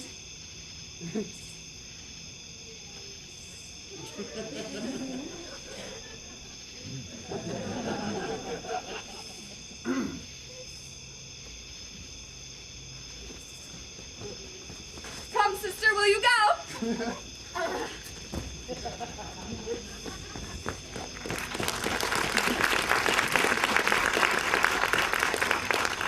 Come apace, good Audrey. I will fetch up your goats, Audrey. Now, how, Audrey, am I the man yet? Does my simple feature content you? Your features. Lord warrant us what features. Oh, I am here with thee and thy goats, as the most capricious poet, honest Ovid, was among the Goths. Oh, knowledge, ill inhabited, worse than Job in a packed house. When a man's verses cannot be understood, nor a man's good wit seconded by that forward child understanding, it strikes a man more dead than a great reckoning in a little room. Truly, I would the gods had made thee poetical. I do not know what poetical is. Is it honest, indeed, in word? Is it a true thing? Oh, no. For the truest poetry is the most feigned, and lovers are given to poetry. And it may be said that what they swear in poetry as lovers, they do feign. Do you wish, then, that the gods had made me poetical? Oh, yes, truly, for you swear to me, that you are honest. Now, if you were a poet, I might have some hope that you did feign. Would you not have me be honest? Oh, no. Oh, well, unless thou wert hard-favored. For beauty coupled with honesty is like having honey as a sauce to sugar. Let's hear you, fool. Well, I am not fair. Therefore, I pray the gods make me honest. Ah, yes, and to cast away honesty on a foul slut is to put good meat into an unclean dish. I am not a slut.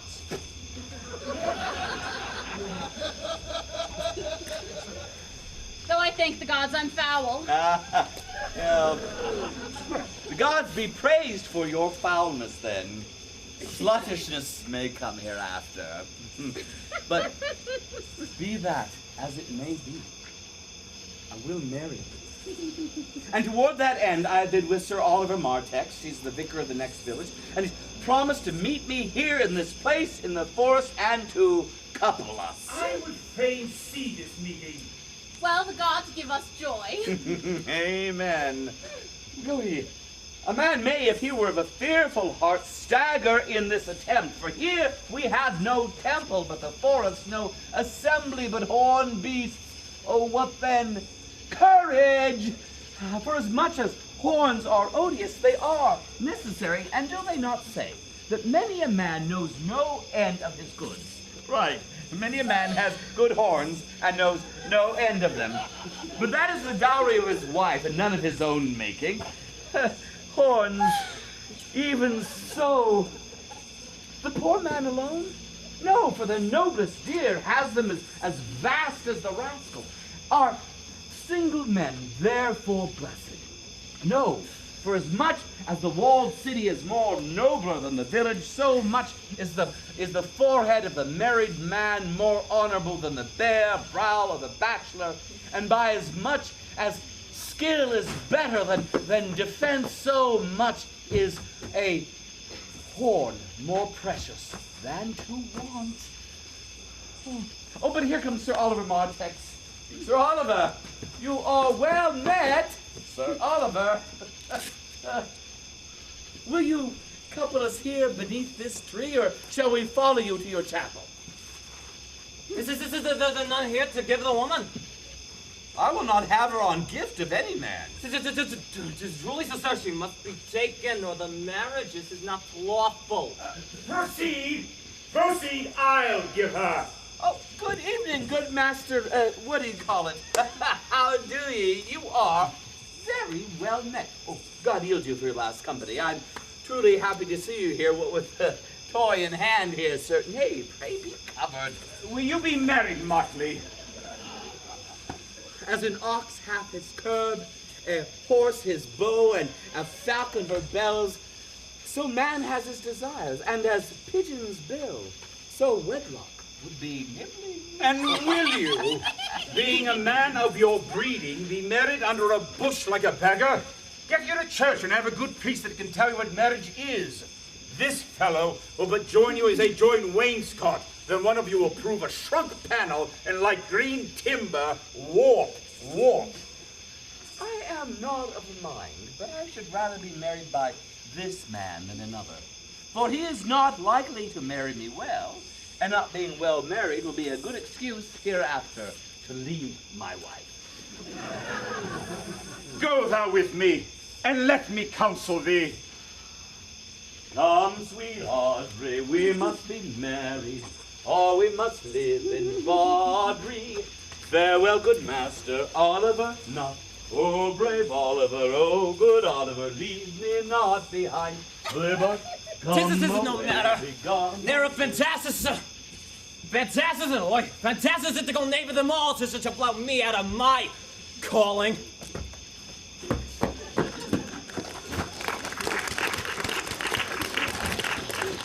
Never talk to me. I will weep.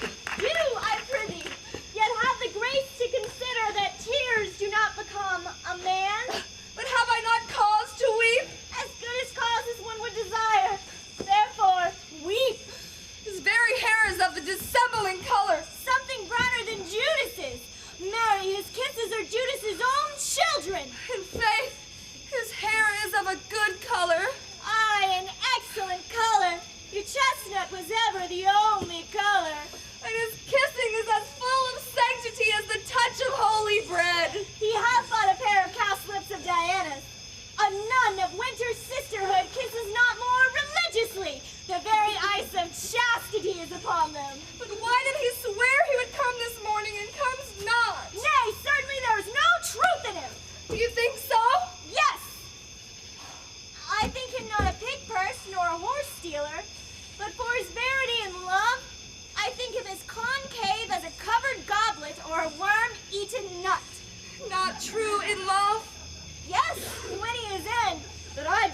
think he is in. But you have heard him swear downright he was. Was is not is. Besides, the oath of a lover is no stronger than the word of a tapster. Both are confirmers of false reckonings. He attends here in the forest from the Duke, your father. I met the Duke yesterday and had much question with him. He asked me of what parentage I was. I told him of as good as he. So he laughed and let me go. But what talk we of fathers when there is such a man as Orlando? Oh, that's a brave man. He writes brave verses, speaks brave words, swears brave oaths, and then breaks them bravely. Quite traverse athwart the heart of his lover as a puny tilter, spurs his horse on one side, and then breaks his staff like a noble goose. But all's fair that youth mounts and folly guides. Oh, look you who comes here. Mistress and master, you have oft inquired after the shepherd that complained of love that you saw sitting by me on the turf, praising the proud, disdainful shepherdess that was his mistress. Well, and what of him? If you would see a pageant truly played between the pale complexion of true love and the red scorn of proud disdain, go hence a little, and I will conduct you if you would mark it. Oh, come, let us remove. The sight of lovers feedeth those in love. Bring us to this sight, and you shall say, I'll prove a busy actor in their play. Sweet Phoebe, do not scorn me. Do not, Phoebe. Say that you love me not, but say not so in bitterness. The common executioner, whose heart the accustomed sight of death makes hard, falls not the axe upon the humbled neck, but first begs pardon. Will you sterner be than he that dies and lives by bloody drops? I would not be thy executioner. I fly thee, for I would not injure thee. Thou tells me there's murder in mine eyes. 'Tis pretty sure and very probable that eyes, which are the frailest, softest things, who shut their coward gates on enemies, should be called tyrants, butchers, murderers. Now I do frown on me with all my heart. And if eyes can wound, let them now kill thee. Now counterfeit this wound. Why now fall down? What thou canst not, for shame! For shame! Lie not to say mine eyes are murderers. Now show me the wound mine eye hath made in thee. Scratch thee but with a pen, there remains some scar of it. Lean but upon a rush, the cicatrice and capable impressure thy palm some moment keeps. But mine eyes, which I have darted at thee, hurt thee not. Nor I am sure there's no force in eyes that can do harm. Oh, dear Phoebe, if ever, as that ever may be near, you meet in some fresh cheek the power of fancy, then shall you know the wounds invisible that love's keen arrows make. But till that time, come not thou near me. And when that time comes, afflict me with thy marks, pity me not, as at that time I shall not pity thee. And why, I pray you? Who might be your mother that you insult, exalt, and all at once over the wretched? What though you have no beauty, as by my faith I see no more in you than without candle may go dark to bed. Must you be, therefore, proud and pitiless? Why, what means this? Why do you look on me? I see no more in you than in the ordinary of nature's sail work. Oh, my little life. I think she needs to tangle my eyes too. No, faith, proud mistress. Hope not after it. 'Tis not your inky brow, your black silk hair, your bugle eyeballs, nor your cheek of cream that can attain my spirits to your worship. You foolish shepherd, wherefore do you follow her like foggy south, puffing with wind and rain? You are 1,000 times a proper man than she a woman. 'Tis such fools as you that makes the world full of ill-favored children.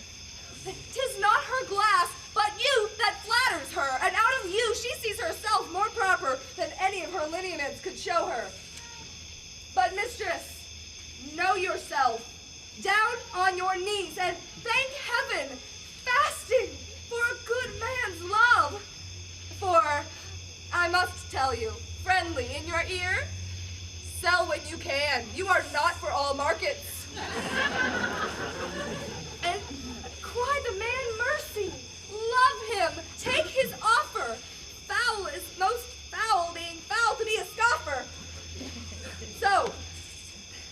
her to thee, shepherd.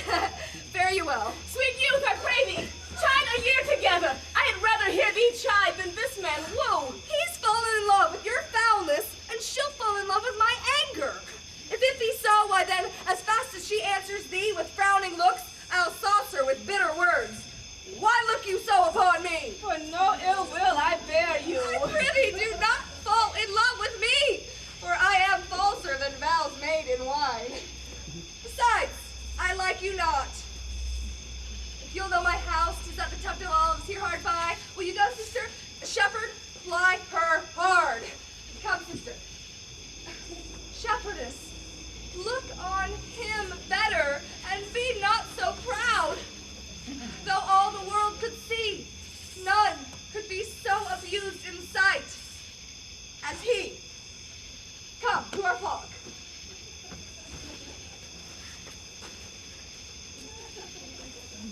Dead shepherd, now I find thy foul might. For who ever loved that loved not at first sight? Sweet Phoebe, What says thou, Sylvius? sweet Phoebe, pity me. Why, I am sorry for thee, gentle Sylvius. Wherever sorrow is, relief would be. If you do sorrow for my grief and love, by giving love, your sorrow and my grief are both extermined. Thou hast my love, is not that neighborly? I would have you. Why, that were covetousness. Sylvius, time was that I hated thee, yet it is not that I bear thee love. But since that thou canst talk of love so well, thy company, which erst was irksome to me, I will endure, and I will employ thee too. But do not look for further recompense than thine own gladness that thou art employed. So holy and so perfect is my love, and I in such a poverty of grace, that I shall think it a most excellent crop to glean the broken ears after the man the main harvest reaps. Loose now and then a scattered smile, and that I'll live upon. Knowst thou the youth that spoke to me erstwhile? Well, not very well, but I have met him oft, and he hath both the cottage and the bounds that the old Carlet once was master of. Think not I love him, though I ask on him. 'Tis but a peevish boy. And yet he talks well. But what care I for words? And yet words do well when he that speaks them pleases those that hear. It is a pretty youth. Not very pretty, but sure. He's proud, and yet his pride becomes him. He'll make a proper man. The best thing in him is his complexion, and faster than his tongue did make offenses, I did heal it out. He's not very tall, but for his years he's tall, and his leg is but so-so, and yet tis well. There's a pretty redness in his lips, a little riper and more lusty red than that mixed in his cheek. It's a subtle difference between the constant red and the mingled gummy. There be someone, had they marked him in parcels as I did, would have gone in and fallen in love with him. But for my part, I love him not, nor hate him not. And yet I have more cause to hate him than to love him. What had he to do but chide at me? He said mine eyes were black and my hair black. And now I am remembered, scorned at me. Marvel why I answered not again. But all is one. Omittance is no quittance. I'll write to him a very taunting letter. And thou shalt bear it for me, wilt thou, Sylvius? Phoebe, with all my heart. I'll write it straight. The man is in my head and in my heart. I'll be bitter with him and passing short. Go with me, Sylvius.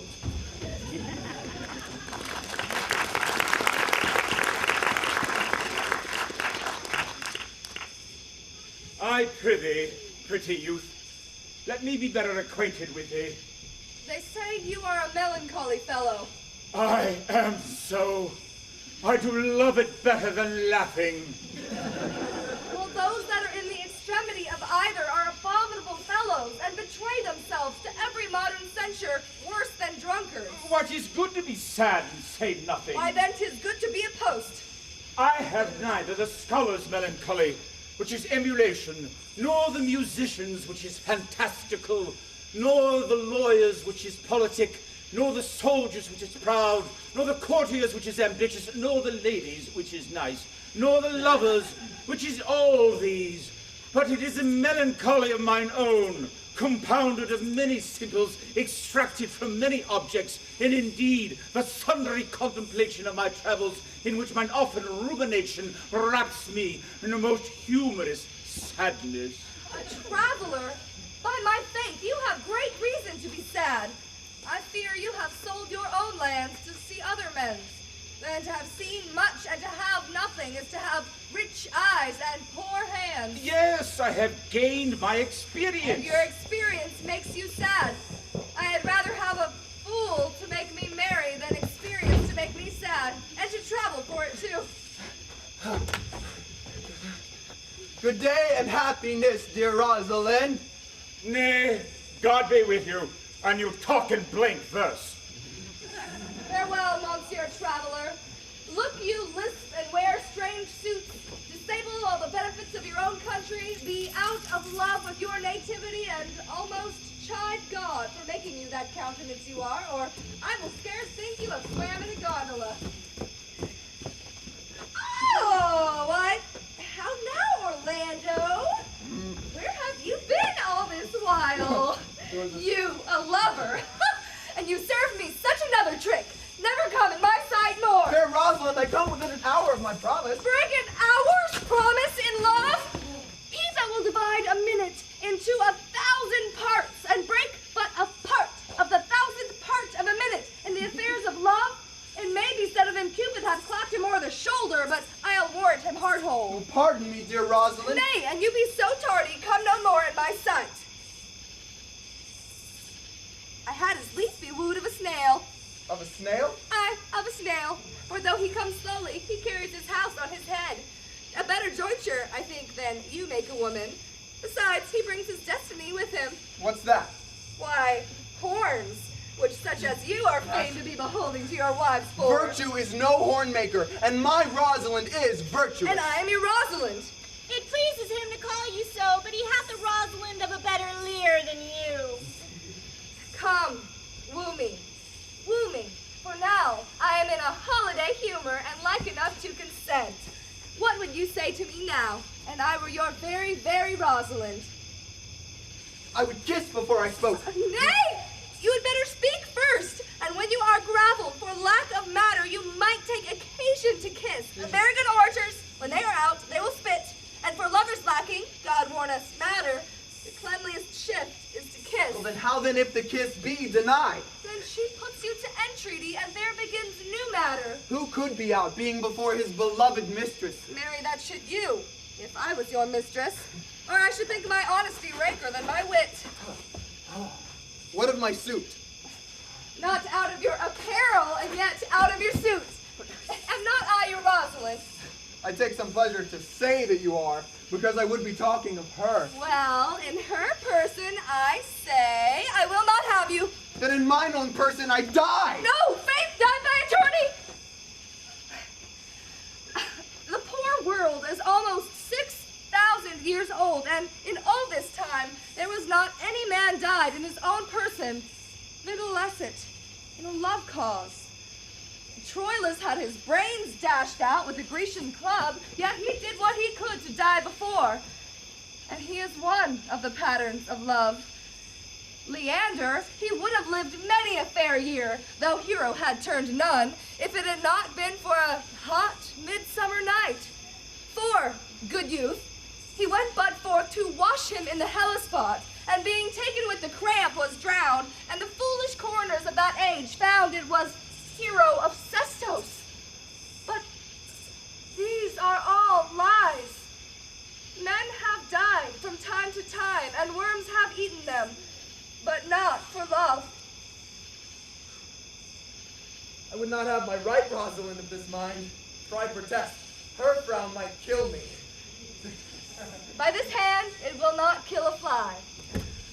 But come, now I will be your Rosalind in a more coming on disposition, and ask me what you will. I will grant it. Then love me, Rosalind. Yes, faith will I. Fridays and Saturdays and all. And wilt thou have me? I and 20 such. What sayest thou? Are you not good? I hope so. Why then, can one desire too much of a good thing? Come, sister, you shall be the priest and marry us.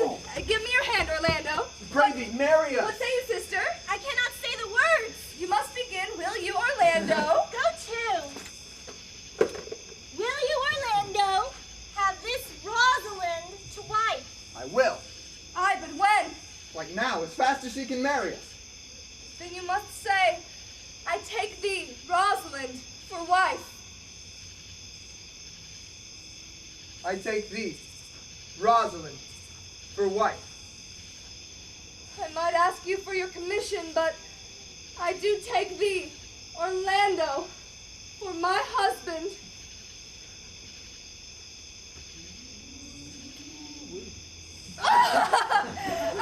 There's a girl goes before the priest, and certainly a woman's thoughts run before her actions. No, so do all thoughts. They are winged.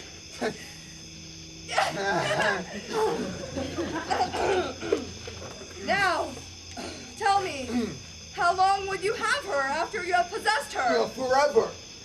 And a day. Say a day without the ever. No, Orlando. Men are April when they woo, December when they wed. Maids are May when they are maids, but the sky changes when they are wives. I will be more jealous of thee than a Barbary cock pigeon over his head, more clamorous than a parrot against rain, more newfangled than an ape, more giddy in my desires than a monkey. I will weep for nothing, like Diana in the fountain, and I will do that when you are disposed to be married. I will laugh like a hyena, and that when thou art inclined to sleep. But will my Rosalind do so? By my life, she will do as I do. But she is wise. Or else she cannot have the wit to do this. The wiser the waywarder. Make the doors upon a woman's wit, and it will out at the casement. Shut that, and 'twill out at the keyhole. Stop that, and it will fly with the smoke out the chimney. A husband that had a wife with such a wit, he might say, "Wit, whither wilt?" Nay, you might keep that check for it till you meet your wife's wit going to your neighbor's bed. What wit could wit have to excuse that? Mary, to say she came to seek you there. You will never take her without her answer unless you take her without her tongue. Oh, that woman that could not make her false her husband's occasion. Let her never nurse her child herself, for she will breed it like a fool. For these 2 hours, Rosalind, I must leave thee. Alas, dear love, I cannot last thee 2 hours. By 2 o'clock, I'll be with thee again. I must attend the Duke at dinner. Aye. Go your ways. Go your ways. I knew what you would prove. My friends told me as much, and I thought no less. That flattering tongue of yours won me. 'Tis but one cast away, and so come death.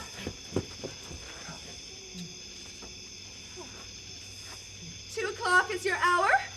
Aye, sweet Rosalind. By my troth, and in good earnest, and so God mend me, and by all pretty oaths that are not dangerous.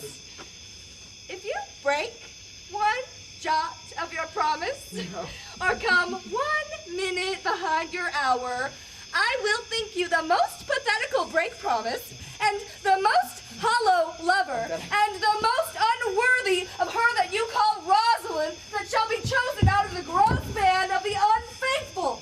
Therefore beware my censure, and keep your promise. With no less religion than if thou wert indeed my very Rosalind. So, adieu. Well, time is the old justice that examines all such offenders, and let time try. Adieu.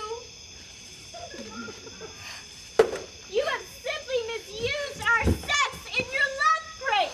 We must have your doublet and hose plucked on your head, and the world may see what the bird has done to her own nest. Oh, cuss, my pretty little cuss, that thou didst know how many fathom deep I am in love.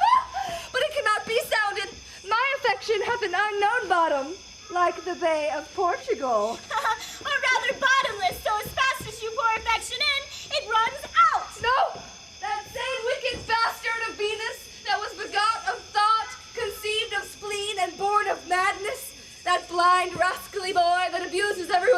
because his own are out.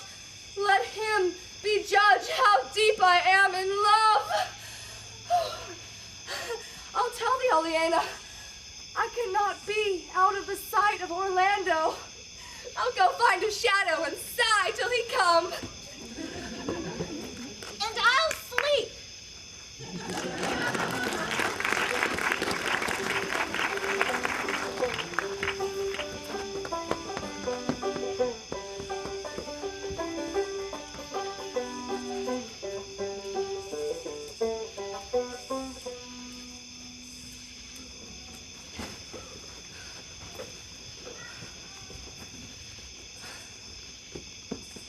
How say you now?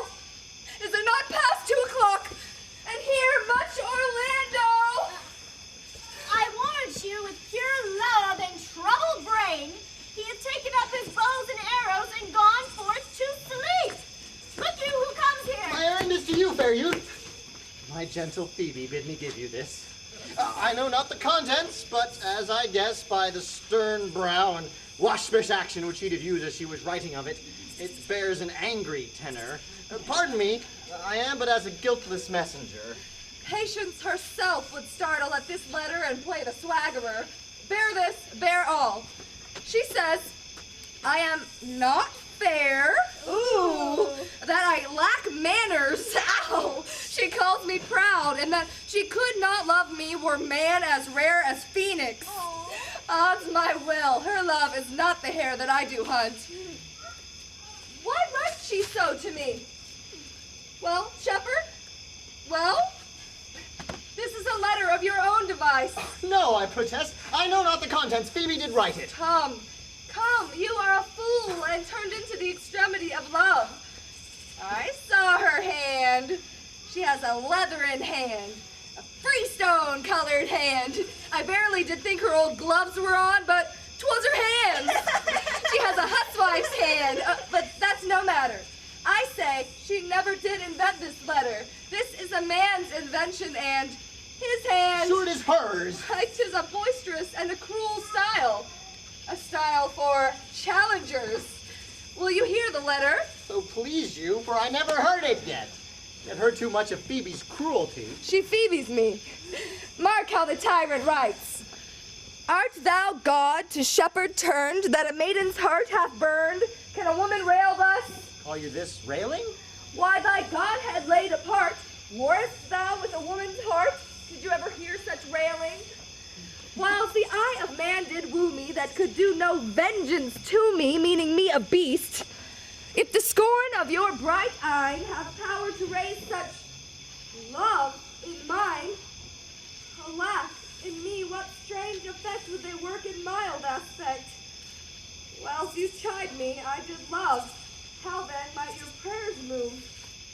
He that brings this love to thee little knows this love in me, and by him seal up thy mind, whether that thy youth and time will the faithful offer take of me and all that I can make, or else by him my love deny, and then I'll study how to die. Call you this chiding? Alas, poor shepherd! Do you pity him? No! He deserves no pity! Wilt thou love such a woman? What? To make thee an instrument and play false strains upon thee, not to be endured. Well, go your way to her, for I see love hath made thee a tame snake. And say this to her. If she loves me, I charge her to love thee. If she will not, well then, I will never have her, unless thou entreat for her. If you be a true lover, hence, and not a word, for here comes more company. Good morrow, fair ones. I pray you, if you know, where in the purliest of this forest stands a sheepcote fenced about with olive trees. West of this place, down in the neighbor bottom, the rank of osiers by the murmuring stream, left on your right hand, brings you to the place. But at this hour the house does keep itself, for there are none within. If that an eye may profit by a tongue, then I should know you from description, such garments and such years. The youth is fair, of female favor, and bestows himself like a ripe sister. The woman low and browner than her brother. Are not you the owner of the house I did inquire for? It is no boast being asked to say we are. Orlando doth commend him to you both. And to that youth he calls his Rosalind, he sends the token of this bloody napkin. Are you he? I am. What must we understand by this? A little of my shame, if you will know of me what man I am, and how and where and why this bloody handkerchief was stained. I prithee tell it. When last the young Orlando parted from you, he left with a promise to return again within an hour. And pacing through the forest, chewing the fruit of sweet and bitter fancy, lo, what befell? He threw aside his eye and marked what object did present itself. Under an oak, whose boughs were mossed with age and high top bald by dry antiquity, a wretched, ragged man, o'ergrown with hair, lay sleeping on his back. About his neck, a green and gilded snake had wreathed itself, whose head, nimble in threats, approached the opening of his mouth. But suddenly, seeing Orlando, it unlinked itself, and with indented glides did slip into a bush, under which bush's shade a lioness, udders all drawn dry, lay couching, head on ground with cat-like watch, when that the sleeping man should stir. For 'tis the royal disposition of such beasts to prey on nothing that does seem as dead. At this scene, Orlando approached the man and saw it was his brother, his elder brother. I have oft heard him speak of that same brother, and he did render him the most unnatural that lived amongst men. And well, he might so do, for well I know he was unnatural. But to Orlando, did he leave him there, food to the sucked and hungry lioness? Twice did he turn his back in purpose to.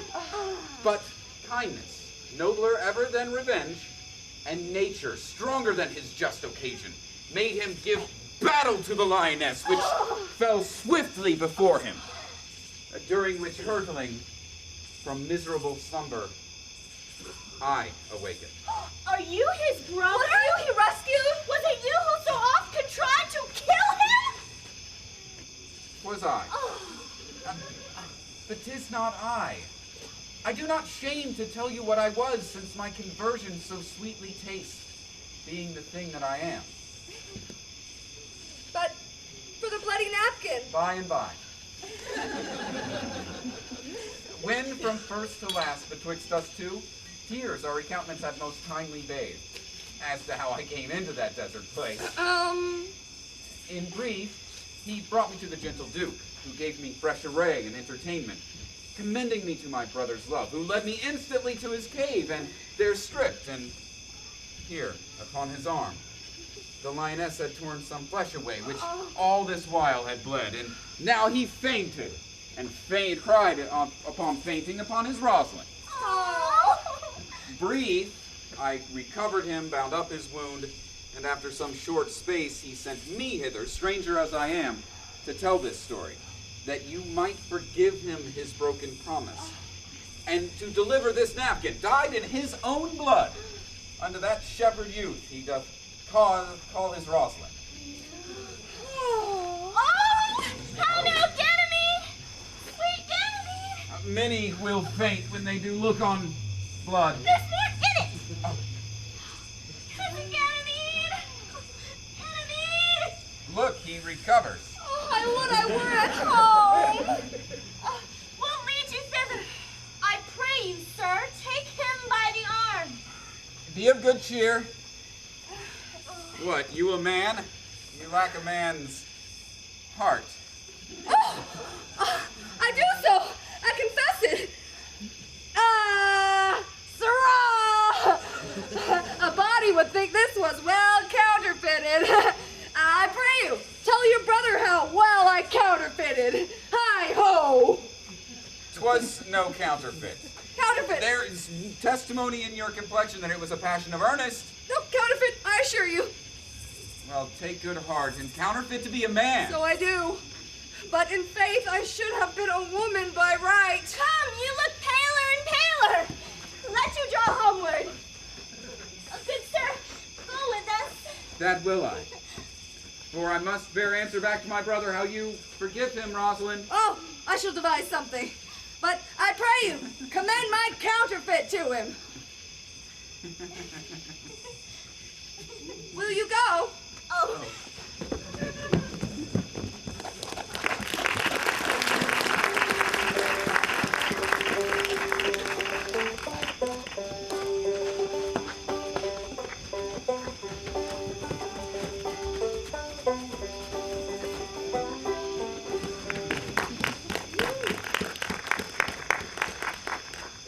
Possible that on so little occasion you should like her, that but seeing, love her, and loving woo, and wooing that she should grant? And will you persevere to enjoy her? Neither call the giddiness of it in question, the poverty of her, the small acquaintance, my sudden wooing, nor her sudden consenting. But say with me, I love Aliena. Say with her that she loves me. Consent with us both that we may enjoy each other. It shall be to your good. For the house of my father, and all the revenue that was old Sir Roland's, do I estate upon you. And here live and die a shepherd. You have my consent? Oh. Let your wedding be tomorrow. Thither will I invite the Duke and all his contented followers. But go you and prepare Aliena, for here comes my Rosalind. God save you, brother. And you, fair sister. Oh, my dear Orlando, how it grieves me to see thee wear thy heart in a scarf. It is my arm. I thought thy heart had been wounded with the claws of a lion. Wounded it is, but with the eyes of a lady. Did your brother tell you how I counterfeited your swoon when he showed me your handkerchief? Aye, and greater wonders than that. Oh, I know where you are. Nay, 'tis true. For your brother and my sister no sooner met but they looked, no sooner looked but they loved. No sooner loved but they sighed, no sooner sighed but asked one another the reason. No sooner knew the reason but sought the remedy. And in these degrees have they made a pair of stairs to marriage, which they will climb incontinent, or else be incontinent before marriage. They are in the very wrath of love, and they will together. Clubs cannot part them. Yet their wedding shall be tomorrow, and I will invite the Duke to the nuptial. But oh, how bitter it is to look into happiness through another man's eyes. By how much more tomorrow shall I be at the height of heart heaviness, by how much I shall think my brother happy in having what he wishes for. Well then, tomorrow I cannot serve your turn for Rosalind? I can live no longer by thinking. I will weary you then no longer with idle talking. Know of me then, for now I speak to some purpose. That I know you are a gentleman of good conceit. I speak not this that you should bear good opinion of my knowledge. In so much I say, I know you are. Neither do I labor for a greater esteem than may in some little measure draw a belief from you. To do yourself good, and not to grace me. Believe then, if you will, that I can do strange things. I have, since I was 3-year-old, conversed with a magician. Most profound in his art, and yet not damnable. If you do love Rosalind, so near the heart as your gesture cries it out. When your brother marries Aliena, shall you marry her? I know into what straits of fortune she is driven, and it is not impossible to me, if it appear not inconvenient to you, to set her before your eyes tomorrow, human as she is, and without any danger. Speakest thou in sober meaning? By my life, I do. Which I tender dearly, though I say I'm a magician. Therefore, put you in your best array, bid your friends, for if you'll be married tomorrow, you shall. And to Rosalind, if you will. Look, here comes a lover of mine and a lover of hers. You me much ungentleness to show the letter I writ to you. I care not if I have. It is my study to seem despiteful and ungentle to you.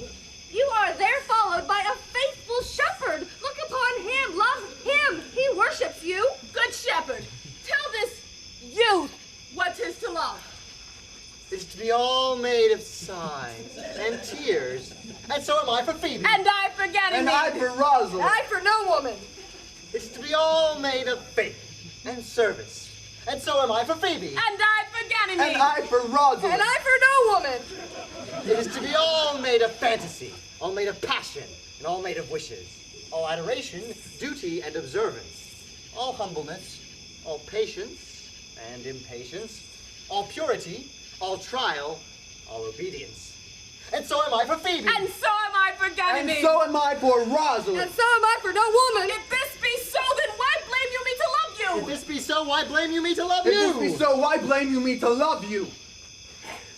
Who do you speak to? Why blame you me to love you? To her that is not here, nor doth not hear. Pray you, no more of this. 'Tis like the howling of Irish wolves against the moon. I will help you if I can. I would love you if I could. Tomorrow, meet me all together. I will marry you if ever I marry a woman, and I'll be married tomorrow. I will satisfy you if ever I satisfy man, and you shall be married tomorrow. I will content you if what pleases you contents you, and you shall be married tomorrow. As you love Rosalind, meet. As you love Phoebe, meet. And as I love no woman, I'll meet. So, fare you well. I have left you all commands. I'll not fail if I live. Nor will I. Nor will I.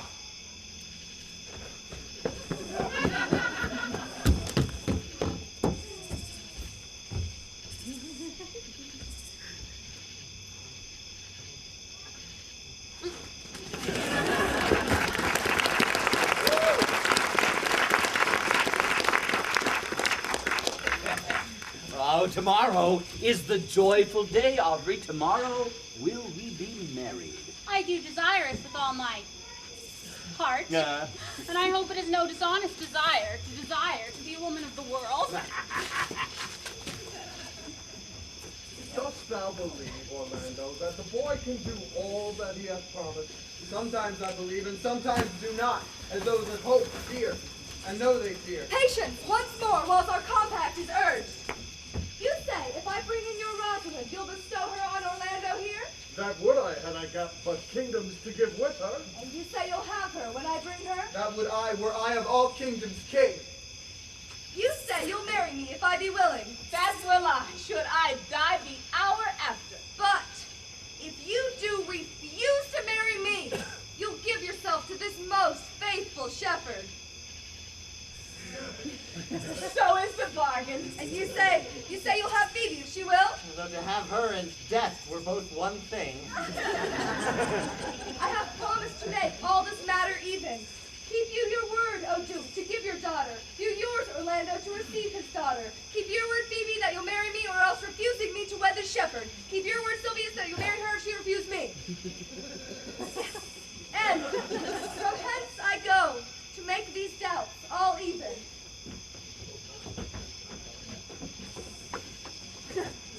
I do remember in this shepherd boy some lively touches of my daughter's face.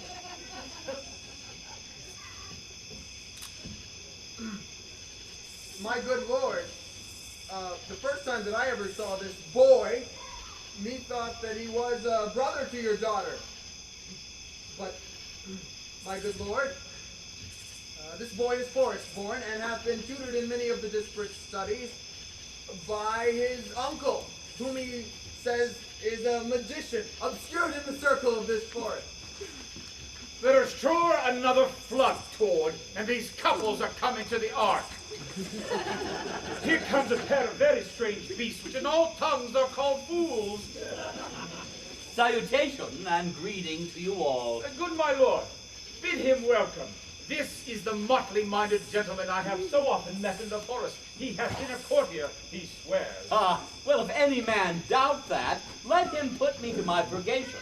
For I have trod a measure, I have flattered a lady, I have been politic with my friend, smooth with my enemy, I have undone 4 tailors.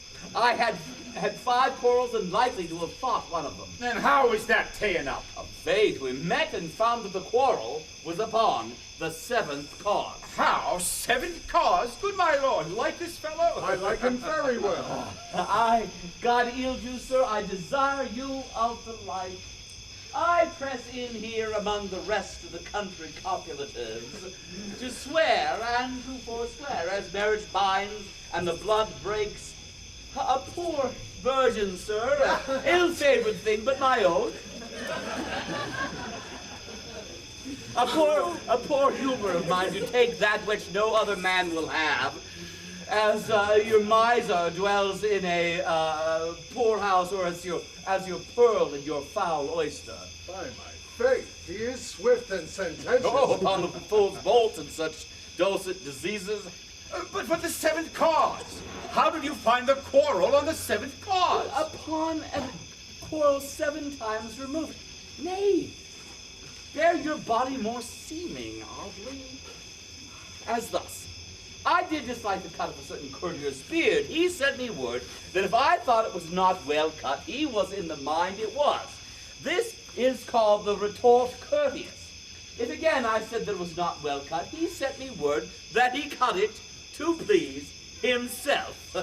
This is called the quip modest. If again it was not well cut, he disabled my judgment. This is called the reply churlish. If again it was not well cut, he said that I spoke not the truth. This is the reproof valiant. If again it was not well cut, he said that I lied. This is the countercheck quarrelsome, and so on to the lie with circumstance and the lie direct. How oft did you say his beard was not well cut? Oh, I dare not go beyond the lie circumstantial, and he dare not give me the lie direct. We measured swords and parted. Can you nominate now, in order, the degrees of the lie? Oh, sir, we quarrel in print by the book as you have your books for good behavior, but I will nominate them in order. The first is your retort courteous. The second is your quip modest. The third is your reply churlish. The fourth is your reproof valiant. The fifth is your countercheck quarrelsome. And so on to the lie with circumstance and the lie direct. All of these you may avoid, but the lie direct. And that you may avoid with an if.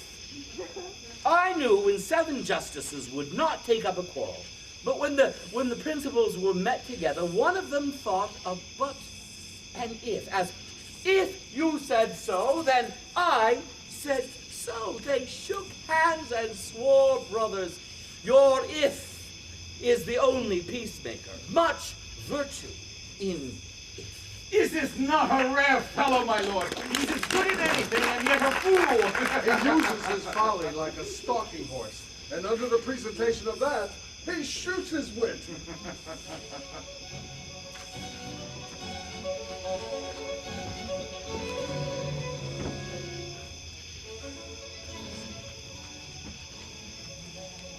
There is no mirth in heaven.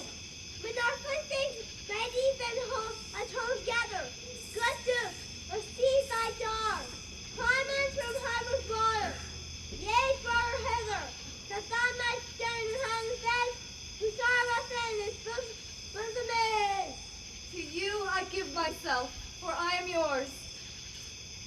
To you I give myself, for I am yours. If there be truth in sight, you are my daughter. If there be truth in sight, you are my Rosalind. If sight and shape be true, why then my love adieu.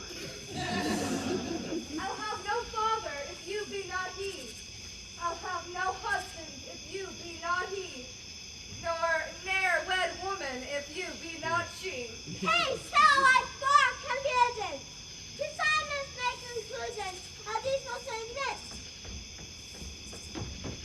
Here they come us to catch, to join the hind instead, and triple true content. You and you, the cross shall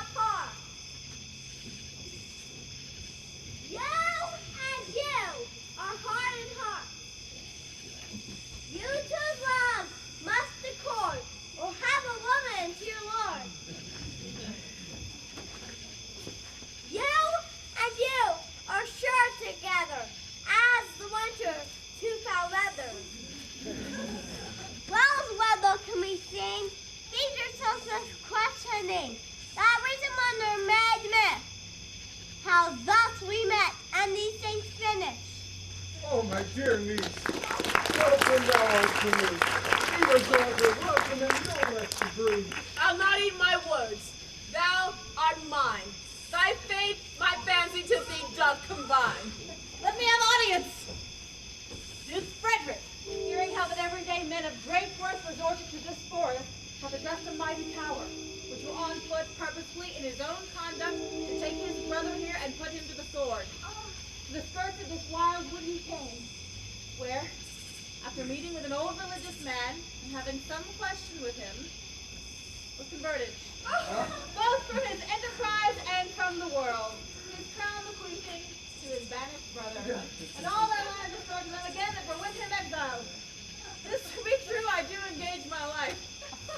Welcome, young man. Thou offerest fairly to thy brother's wedding. To one, his lands withheld, and to the other, a land itself at large, a potent dukedom. First, in this forest, let us do those ends that were here well begun and well begot. And after, all of this happy number that have endured shrewd days and nights with us shall share in the return of our good fortune according to the measure of their states. Meantime, forget this newfound dignity and fall into our rustic revelry, playing music, and to you, brides and bridegrooms all, with measure heaped in joy to the measure's fall. Sir, by your pardon, if I heard you rightly, the Duke hath put on a religious life and thrown into neglect the pompous court? He hath? To him will I. Out of these convertites, there is much matter to be heard and learned. You, to your former honor, I bequeath. Your patience and your virtue well deserves it. You, to a love that your true faith doth merit. You, to your land and love and great allies. You, to a long and well-deserved death. And you, to wrangling, for thy loving voyage is but 2 months victualed. So, to your pleasures, I am for other than for dancing measures. Stay, Shakery, stay. To see no pastime I, what you would have, I'll stay to know at your abandoned cave. Proceed, proceed. We do begin these rites, as will the trust that they end in true delights. Music!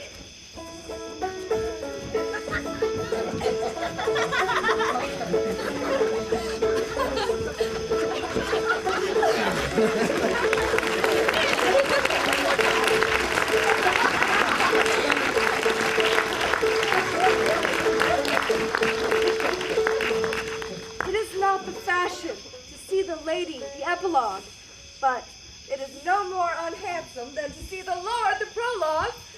If it be true that good wine needs no bush, 'tis true that a good play needs no epilogue. Yet to good wine they do use good bushes, and good plays prove the better by the help of good epilogues. What a case am I in then am neither a good epilogue, nor cannot insinuate with you on the behalf of a good play. I am not furnished like a beggar, therefore to beg will not become me. My way is to conjure you, and I'll begin with the women.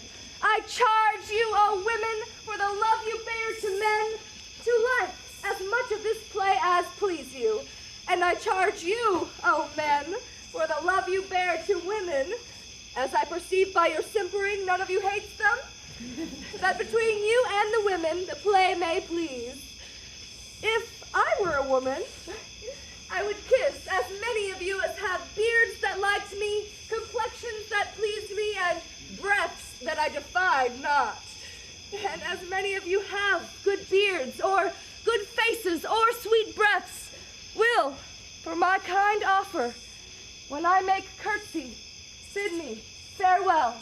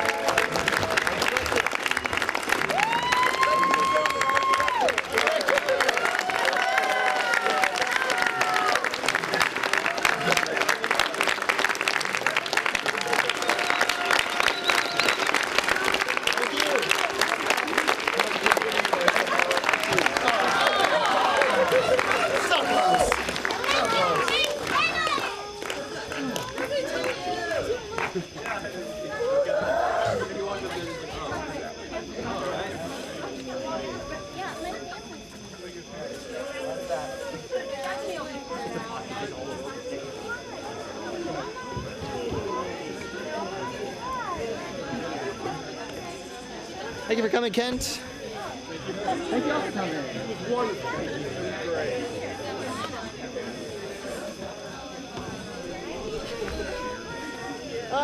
We got one more show, but it's not for the public. We're going to Lake Logan to do a special show for the Easter video. The Mr. Perry stuff.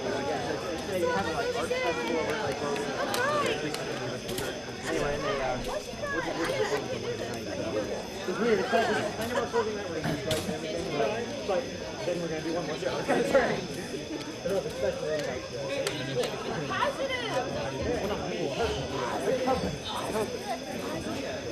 I know.